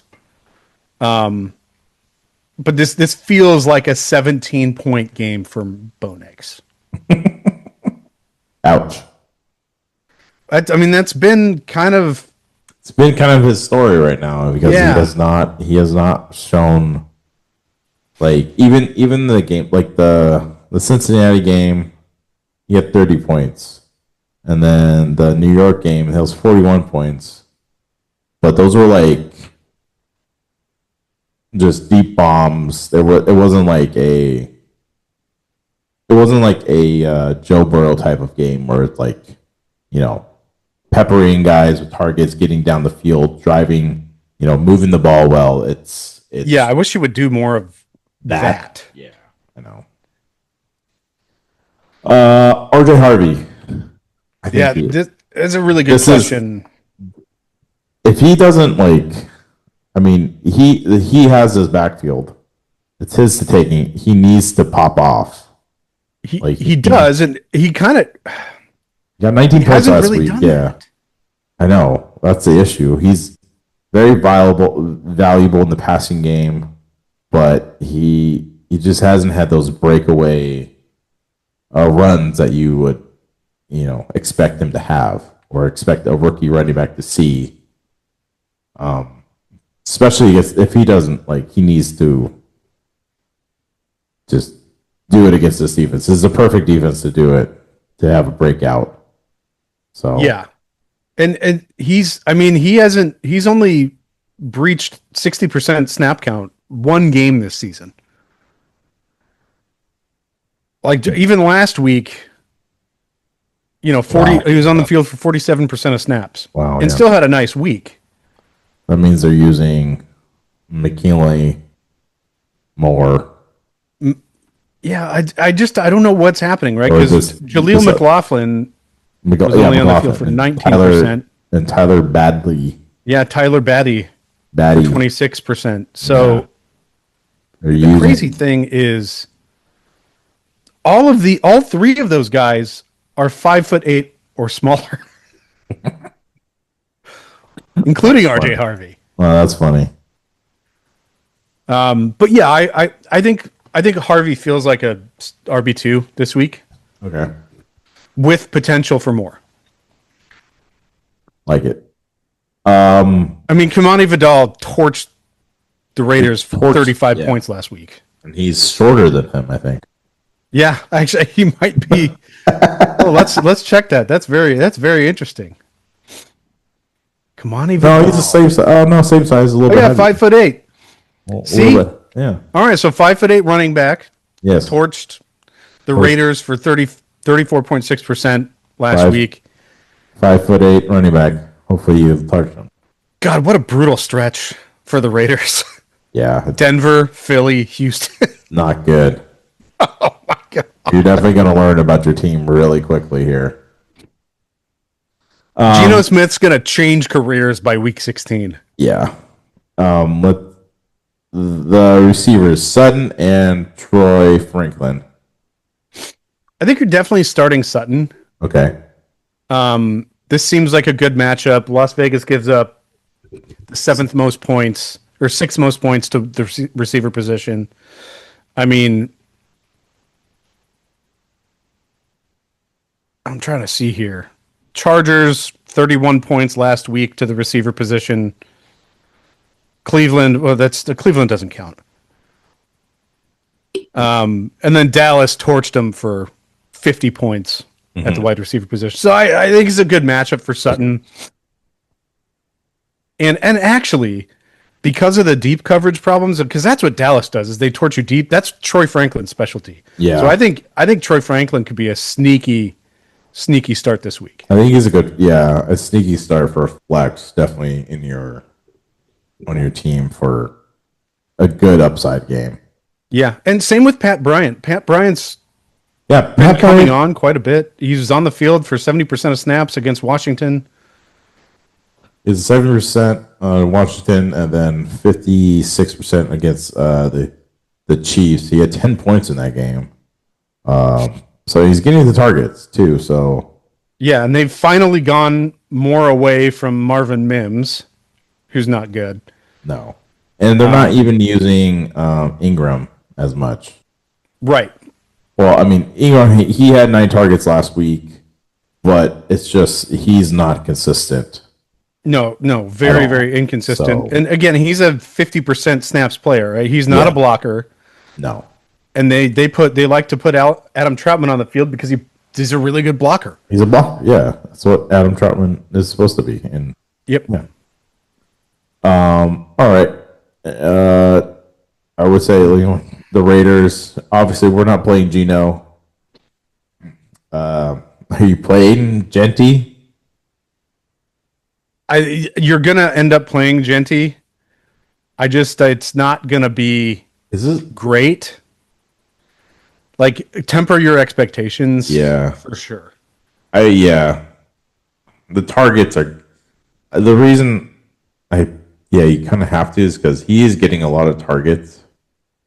He had 8 targets for the past 3 games, and 1 touchdown. But it's the rushing that bothers me a lot. Like, he's just not rushing the ball. Well, it's an offensive line problem. Yeah, and I was doing some research earlier this week, and Atson Janty is second only to Quinshon Judkins in the lowest yards before contact. Really? Which means he's getting the ball and within a yard or less, he's getting hit the first time in the backfield. It's getting destroyed. Yeah. That's great. And Quinshawn Judkins is getting it even worse. Yeah. But they're both making basically something out of nothing or less than nothing. Yeah. So I feel bad for Janty. It's a crap situation. Maybe it gets better next year. Yeah, That's all you can hope for, really. I'm not playing any of these receivers. Or you could become a Chargers fan. That too. Yeah. I'm not playing any of these Raiders receivers. Nope. But you are playing Brock Bowers. Absolutely. You have to. It's a good matchup too. Denver's bottom third of the league against tight ends for fantasy points given up. Very famously, right? They gave up 30 points to the tight end position to the New York Giants in week 7. 22 points to Travis Kelce in week 11, and 22 points last week to the tight end position for Washington and Zach Ertz. So I actually really like Brock Bowers in this matchup. I think probably tight end 1 this week. Yeah. From a matchup standpoint. Hopefully. That'd be great. Be great. All right. The LA Rams are playing your Cardinals. Yeah. Poopy. Let's go really quick through your Cardinals. Jacoby Biscuits. Yes. I think you could you could definitely do worse.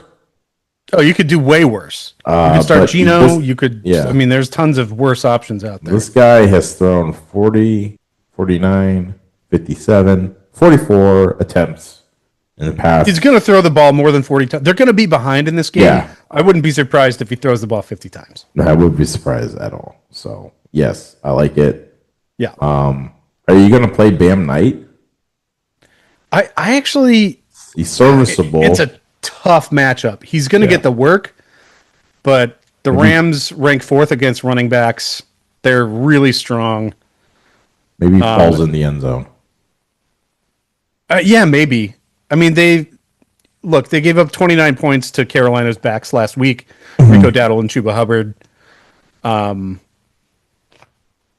But then, they bottled up the Saints and only allowed 1.9 points in week 9 it's the Saints, so who knows?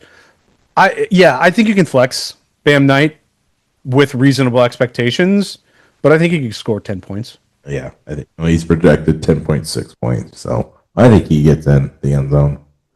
Are you gonna play Michael Wilson? He's the only receiver there. I mean, like we said, Jacoby's just gonna throw the ball. Yeah, there's targets to be had. I think you could get quite a bit from Michael Wilson, even if he's probably going to get 15 targets. Yeah, they're going to be playing from behind, and they're going to have to throw the ball. It's him and Trey McBride. So yeah, Trey McBride's going to get so much work. Yeah, I wouldn't be surprised if Trey McBride leaves the game with like 20 targets. Yeah, I mean, Greg Dortch is out. Mm-hmm. Marvin Harrison Jr. is out. Mm-hmm. Their wide receiver 2 is Andre, but I don't even know how to pronounce this guy's name, and I follow this team closely. Basilia is 1 target on the season. He's questionable. Wait. No, he's not. He played. It's Xavier Weaver. Yeah, I mean, the 2 guys behind Michael Wilson have a grand total of 9 targets this year. Wow. That's hilarious. Is it hilarious? Is it? No, it's not. It sucks. But the target's got to go somewhere. Yeah, they got to go somewhere. You got to go somewhere with them. The Rams, you're obviously going to play Stafford. You can start all your Rams. I think you can even flex Blake Corum. Yes, I was actually talking about that with someone. I was like, yes, you can flex this guy because he's going to get... He's got juice, man. He looks really good. Yeah, Kyron, he's dealing with an ankle issue right now. So I wouldn't be surprised if they throw in Blake Corum every now and then. He vultures a touchdown or two away from. He's been starting to do that. So, Well, I guess not too much, but he did it last week. yeah. So, you're obviously playing Puka, and you're playing the best goal line receiver of all time. Ridiculous. 14 touchdowns.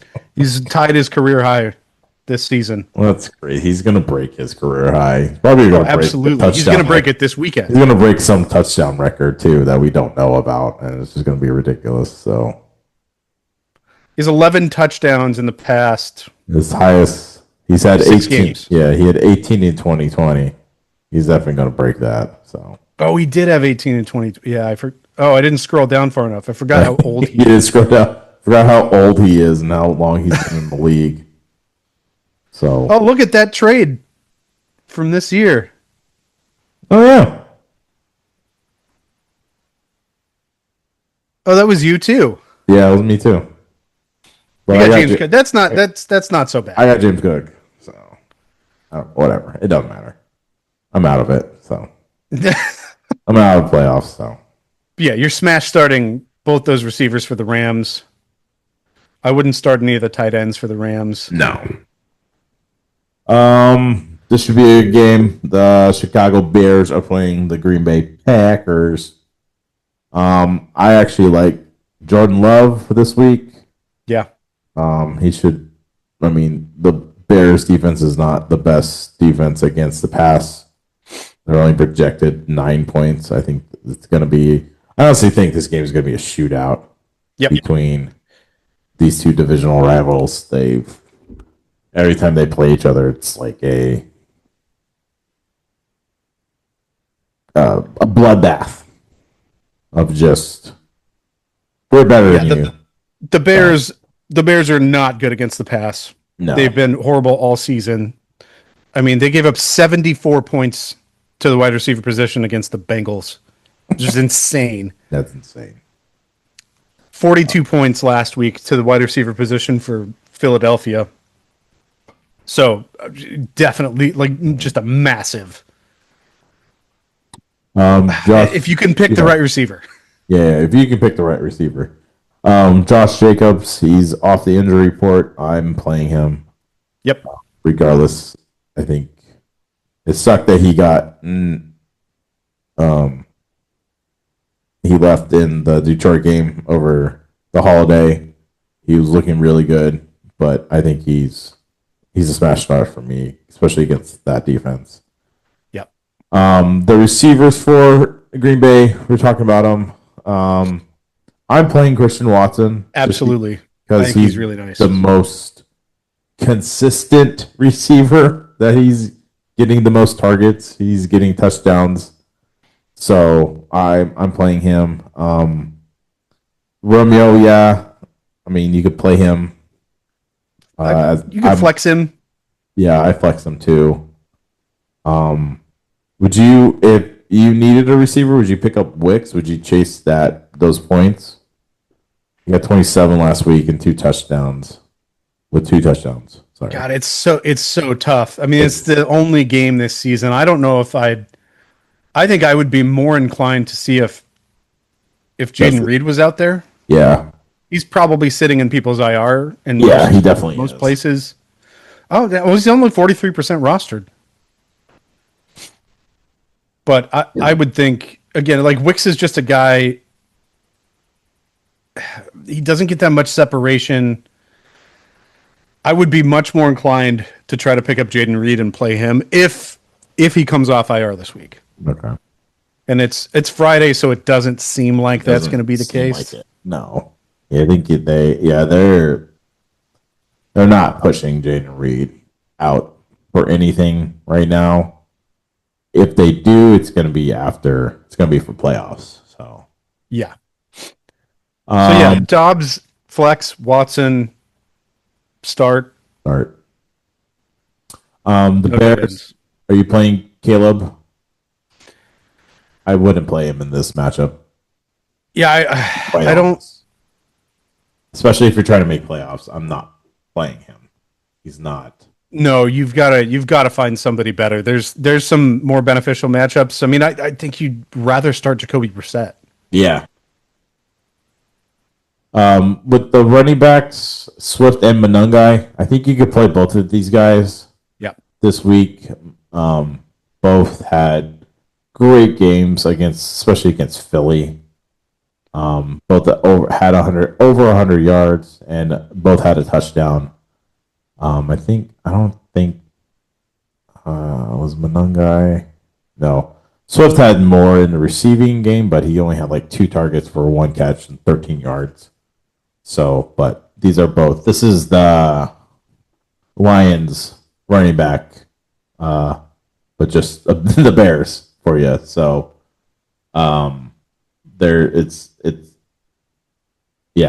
it's crazy how much they mirror the Lions offense, just how they run the ball. And so, Yeah. Ben Johnson. He's Ben the Johnson, blueprint. yeah, he's a blueprint. Rome Odunze is out for this game, so that means DJ Moore and Luther Burden are full go. But are you playing? I think DJ Moore's a really good start. Okay. He's gonna get most of the targets, in my opinion. He's on the field a lot, and he's a much more well-rounded receiver than Burden at this point. Yeah, they paid him. Right. They paid this guy, and he hasn't even sniffed the top 10. Not at all. He's had the highest points he's scored is 22.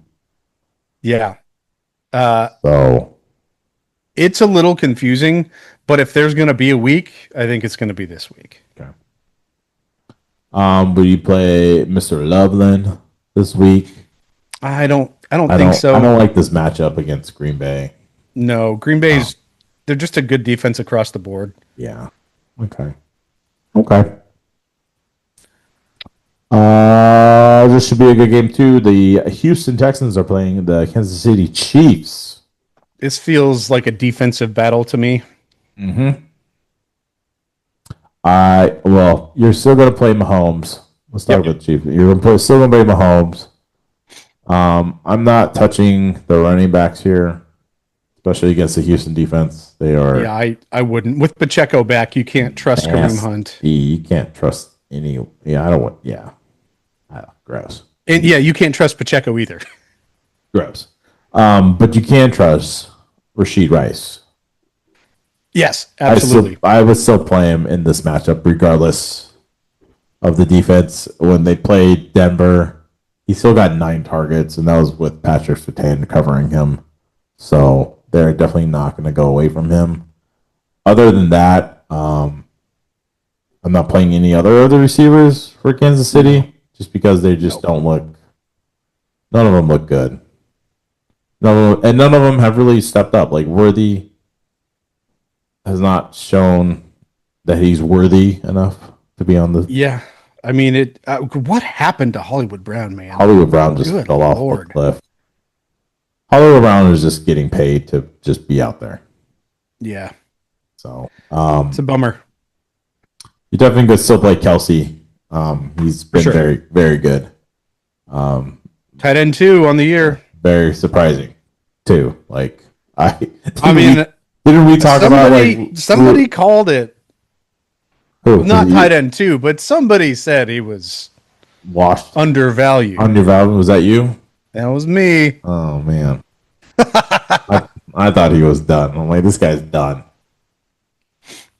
No, he's been great. I mean, and they still look. I think at this point, if he play any season he continues to play on the Chiefs, he's gonna be the primary game plan. Yeah, he definitely is. So that's just kind of what we have to deal with. Yeah, you kind of have to just go with it. Yep. The Texans. Are you gonna play Stroud? I don't think so. You wouldn't stream him this week. He hasn't been very good. I mean, he wasn't good against Indy.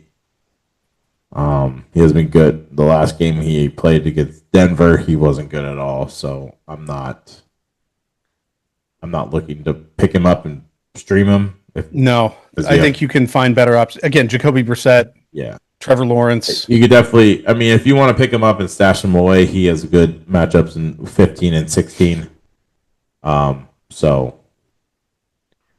with the Woody Marks, yes or no?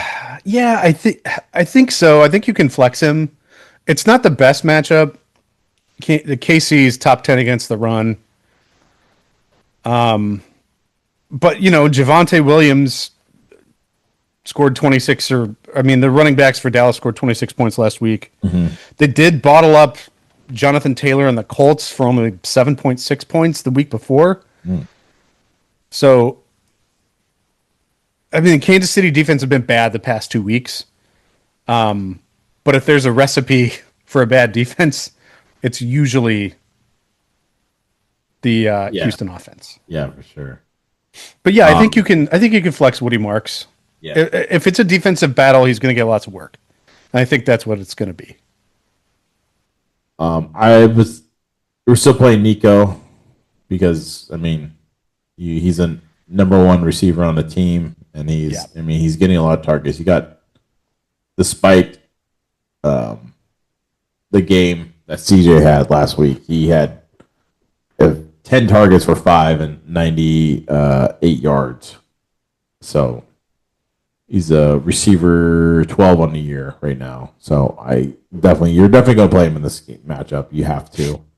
Yeah. Would you, Jaden Higgins, the rookie? Yeah, I think you can flex him. He's carving out a role. I mean, he's a mirror image of freaking Nico Collins. Yeah, like they're the same size. Yeah. He's only continuing to get better. Yeah. Really nice yard per target last week of 13 yards per target. Again, only 5 targets. I think, yeah, you can flex him, but don't expect a ton this week. He's not going to goose you, but No. The ceiling is not very high for really anybody on the Houston offense. No, not really. And then you got Dr. Schultz himself. This is actually not a terrible matchup, but this guy gets a lot of targets when he's on the field for them. And the yardage is not there as much, but I bet he does get a lot of targets. I bet he gets a touchdown in this game. He's just a guy who is unlikely to goose you. Yes, very unlikely to goose you. Very reliable. So. And he'll be awesome. He'll give you 10 plus points if he scores a touchdown. Yeah. All right. Monday night football. Mm-hmm. The Philadelphia Eagles are playing the San Diego Chargers. Let's talk about Philly because they're always the hot topic of every single ESPN show ever. Obviously, you're still going to play Jalen Hurts because he's very good. QB5. Saquon Barkley, the running back 1 last year, running back number 15 right now. I mean, you're going to play him, obviously, but this offense is not good. No, and he's career low in rushing touchdowns. Well, not a career low, but he's very low on rushing touchdowns, especially compared to last season. His yards per carry are way down. Yeah. Compared to last year. So, and this is an offense overall, I think that it just doesn't feel like they have an identity at this point. No, besides the tush push. They don't know what they want to do. Like, honestly, they don't know. It changes week to week. I think it changes series to series. I think you're right. They just don't know. Like, their line is very hurt. So I obviously think that's one of the big parts of it, why he's not doing well. And their offensive coordinator, I mean, they were booing the Philly fans. I mean, Philly is known to booing their fans. Philly, who is still the defending Super Bowl champions. Yes. They were booing this offense last week. So I don't blame him. But you Can't put anything past Philly fans, man. No. They'll boo anything. They boo Santa. Like that's true. all. Yeah. So you're still gonna play him. AJ Brown. He's been very good the past 2 weeks. It feels like when they don't win, AJ Brown does good, but when they do win, AJ Brown sucks. So they need to figure something out with him, and yeah. But I'm a little leery of this matchup for Brown and Devontae Smith.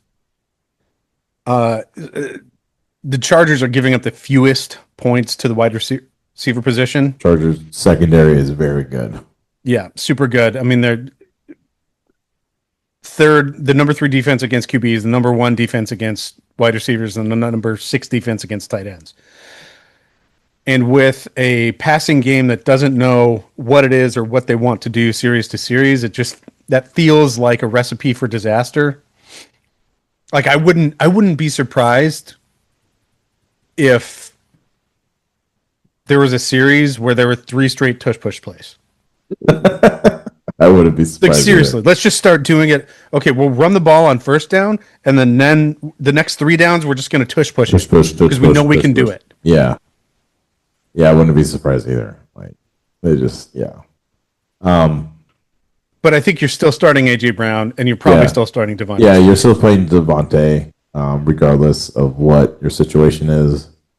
Are you playing Dallas Goedert?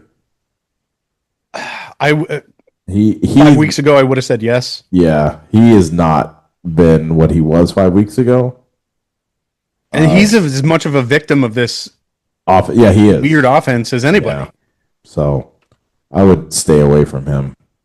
Because they went to him a ton, especially in the red zone before the bye, and after it's been a freaking desert. Yeah, his highest finish was 6 points. That was against Green Bay. He had 6 targets. So unfortunately, I am starting Dallas Goedert this week because George Kittle's on a bye. Yeah, that's the other issue. Is like you probably have to have him. You probably have to play him because your guy's on bye, like you are. Yeah. And I mean, there's still something in you that says, well, I mean, given the early season, there's got to be some upside there. Yeah, right. There has to be. And maybe it hits, but it's not going to be this week. No. For the Chargers, if Herbert's so much rides on. Yeah, weather. My thing is, I was telling people on TikTok, if Herbert's good to go, I'm still not going to play him because of just the factor that this dude he has screws in his hand right now. I'm not going to play him. That's my issue. Yeah. And with that being said, it's hard to play Ladd if he doesn't play because you don't know what you're going to get out of Trey Lance. To be quite honest. He looked good in the preseason. Yeah, he looked great in preseason. Everyone looks great in the preseason. And which is a nice change because the year before with Dallas, he looked horrendous in the preseason. Yeah, I think it's a horrible thing. Like Max Brosmer bad. Max Brosmer bad, wow. So if Herbert plays and you're me, you wouldn't start him. I'm not playing him. Okay, so then if you're not starting Herbert and he's playing, do you leave the position empty or do you start JJ McCarthy?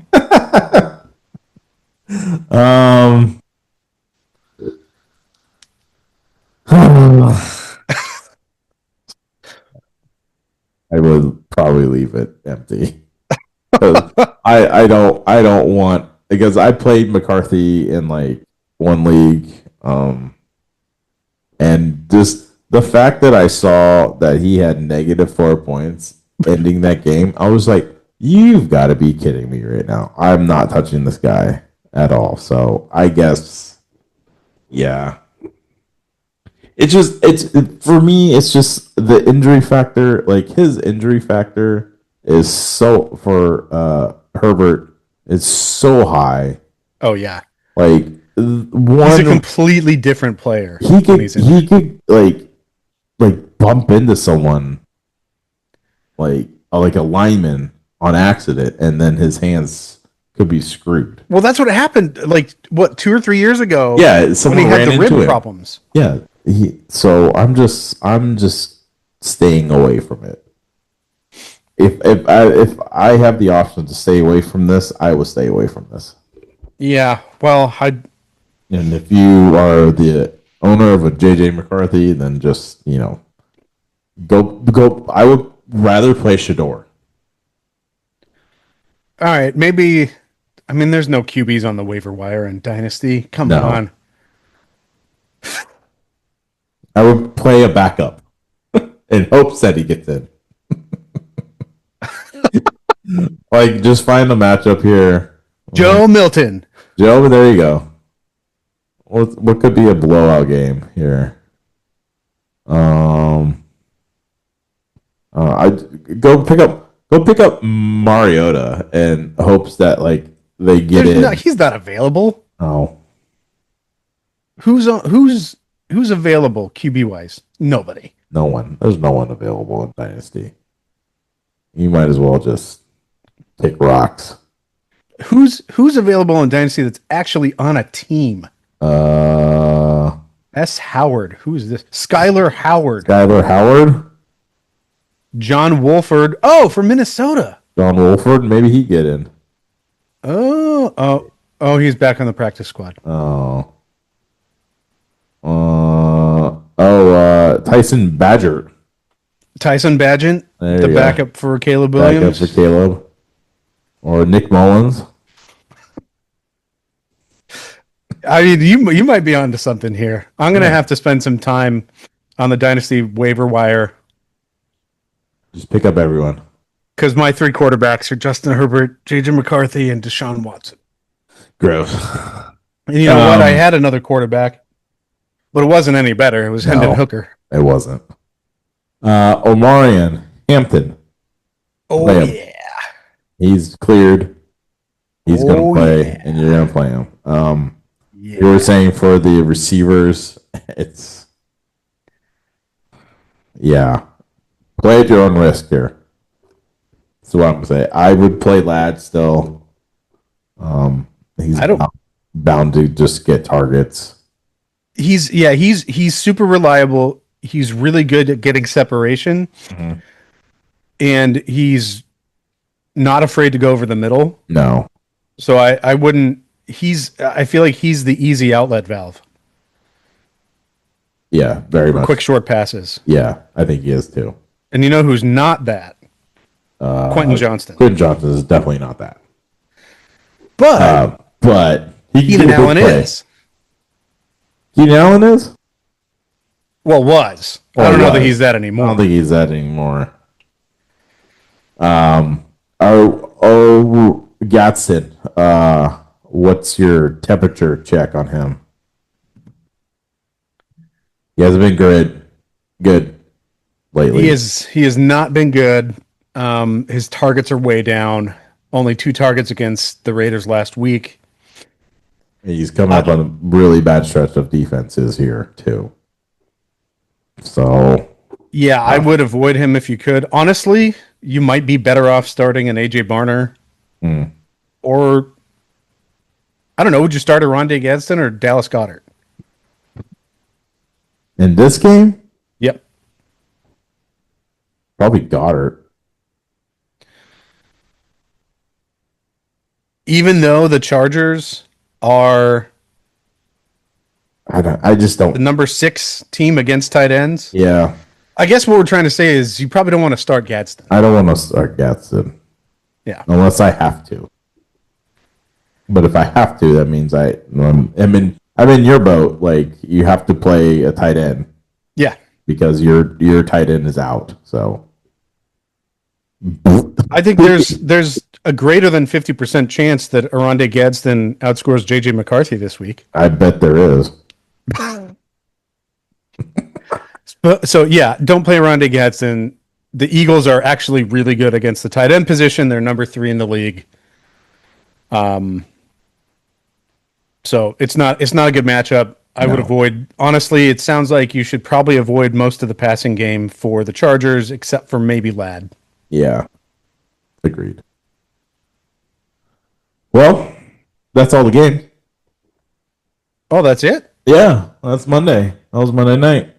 What's the over under on significant fantasy impacting injuries this week? 1,000%. 1,000,000%. Because it will happen. Even. It's man. I think we talked about this before. Like, this season just feels like so many injuries, so many key positions, and it's just like, what do? You just gotta keep digging. So, And that underscores, like, luck is a big piece of fantasy football. Like, look at the teams who are first and second in your leagues. They haven't been bitten that badly by the injury bug. Yeah. And like, especially in deep leagues, right? Like it's so much luck in dynasty and deep leagues because you don't have quality guys to go and pick up off the waivers after the first 4 weeks of the season. That's right. They're all gone, and you end up like I'm actually doing pretty decently in our dynasty league. I think I'm in. Well, I don't know what place I'm in, but I'm 8-5. I've had a pretty good season, but this week I'm starting Samaje Perine and Tez Johnson and possibly JJ McCarthy. Yeah. Because Trey Benson's still on IR. Omarion Hampton's been on IR. Cam Scadaboo's on IR. Right? It's just bad luck across the board for those things. And then I've had Darren Waller out for a bunch of the season, and now Justin Herbert's hurt. Right? And then you look across at your opponent. It's like, okay. Well, they're starting Brock Bowers, and they now have T. Higgins back, and they have Kyron Williams, and they have Jalen Hurts, all healthy. So luck is a big piece of it, but the reason it's fun is how we try to overcome that adversity, or make things lemons out of lemonade. Yeah, that too. So, well, all right. Thank you all for listening. Make sure you follow us on Apple Podcasts and Spotify, Ball Bros Online Podcast. Subscribe to our YouTube channel. I think we're at like 55, maybe close to 60. Yeah. So that's awesome. And please follow us on TikTok, Ball Bros Online on both YouTube and TikTok. So, yeah, thank you guys, and we'll see you guys next week, and good luck. Later.